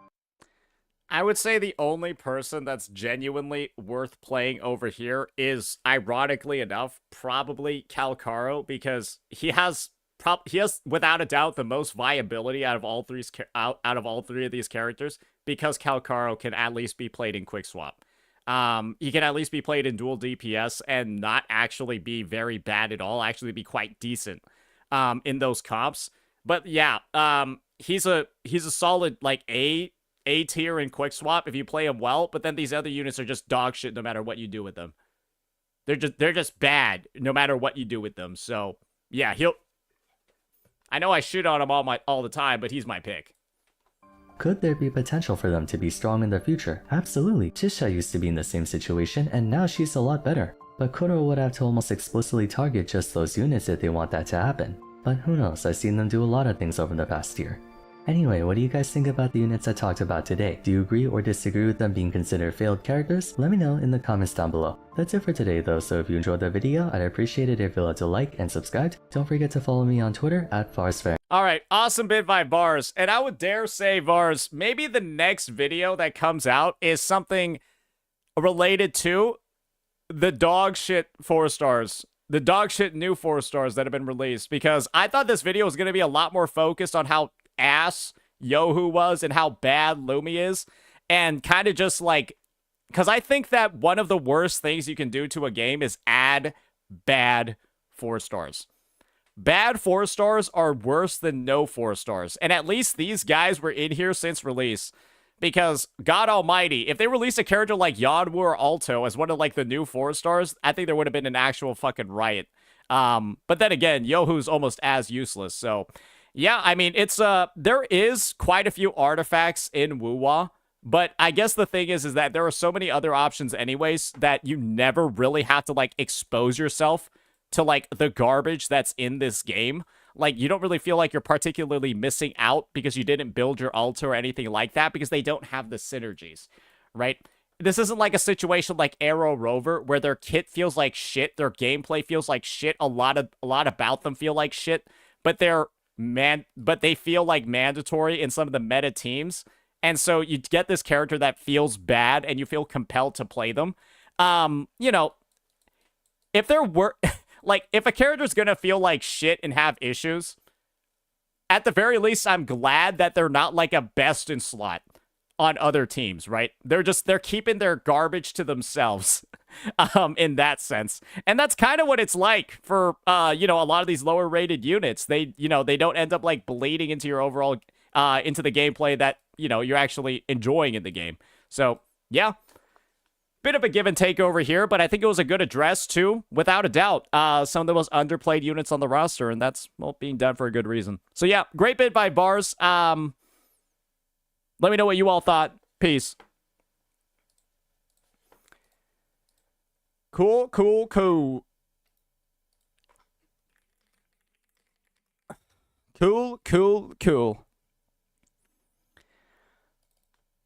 Alrighty.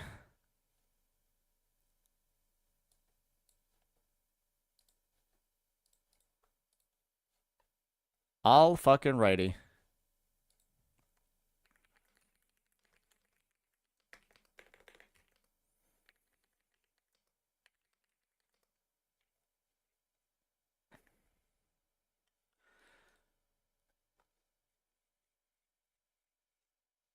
Cartithia's passive definitely saved A Rover, at least in terms of rotation speed. It did a little bit, not like too much. If it gave more, that would have been nice, but it's also like half of Arrow Rover's kit is like in Cartithia's, which is like, what the fuck? Yeah, that's just like a little, like, you should have just added it to Arrow Rover's baseline kit. It's like, believe me, they already feel like shit enough to play. They already feel garbage enough already. You don't need to like lock the part that makes them feel slightly less garbage behind a limited character. Arrow Rover's skill needs a rework. Arrow Rover in general needs a rework. They are just, I don't know, they feel literally diseased, man. They literally feel diseased. It's lore accurate. No, it's not. No, it's not. All right. Alrighty.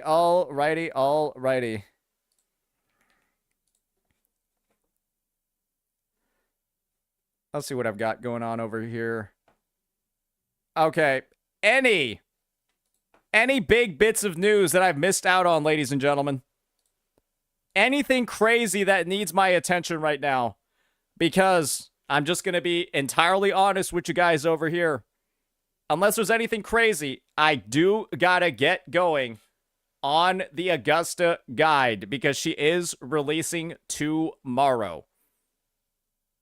So yeah, I would be, I'm probably just gonna take a bit of an earlier day just to get all of that going so that we got actually a very busy, we got a busy 48 hours from here on out. We also have, I think I mentioned this at the start of stream, we're also gonna have S6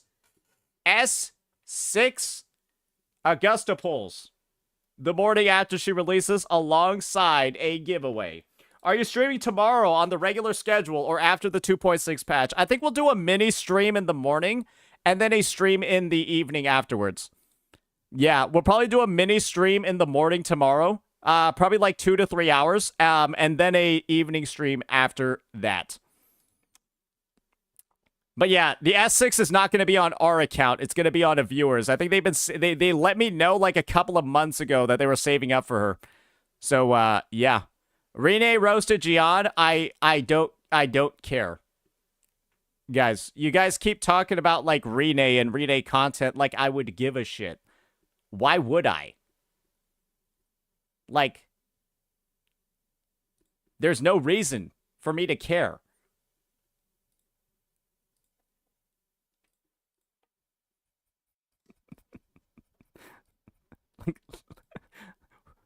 Let's get Rene on the phone. Let's see what he thinks about this. It's like, nobody's saying that, brother.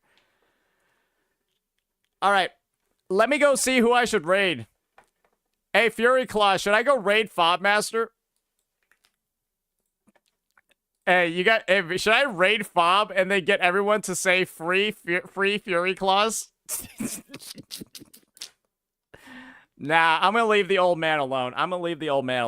He's yeah, he's a little bit busy. All right. Fuck it. I guess we'll raid Tech.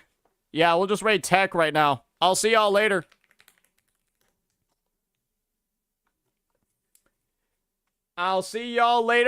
We'll be working on Augusta. Peace.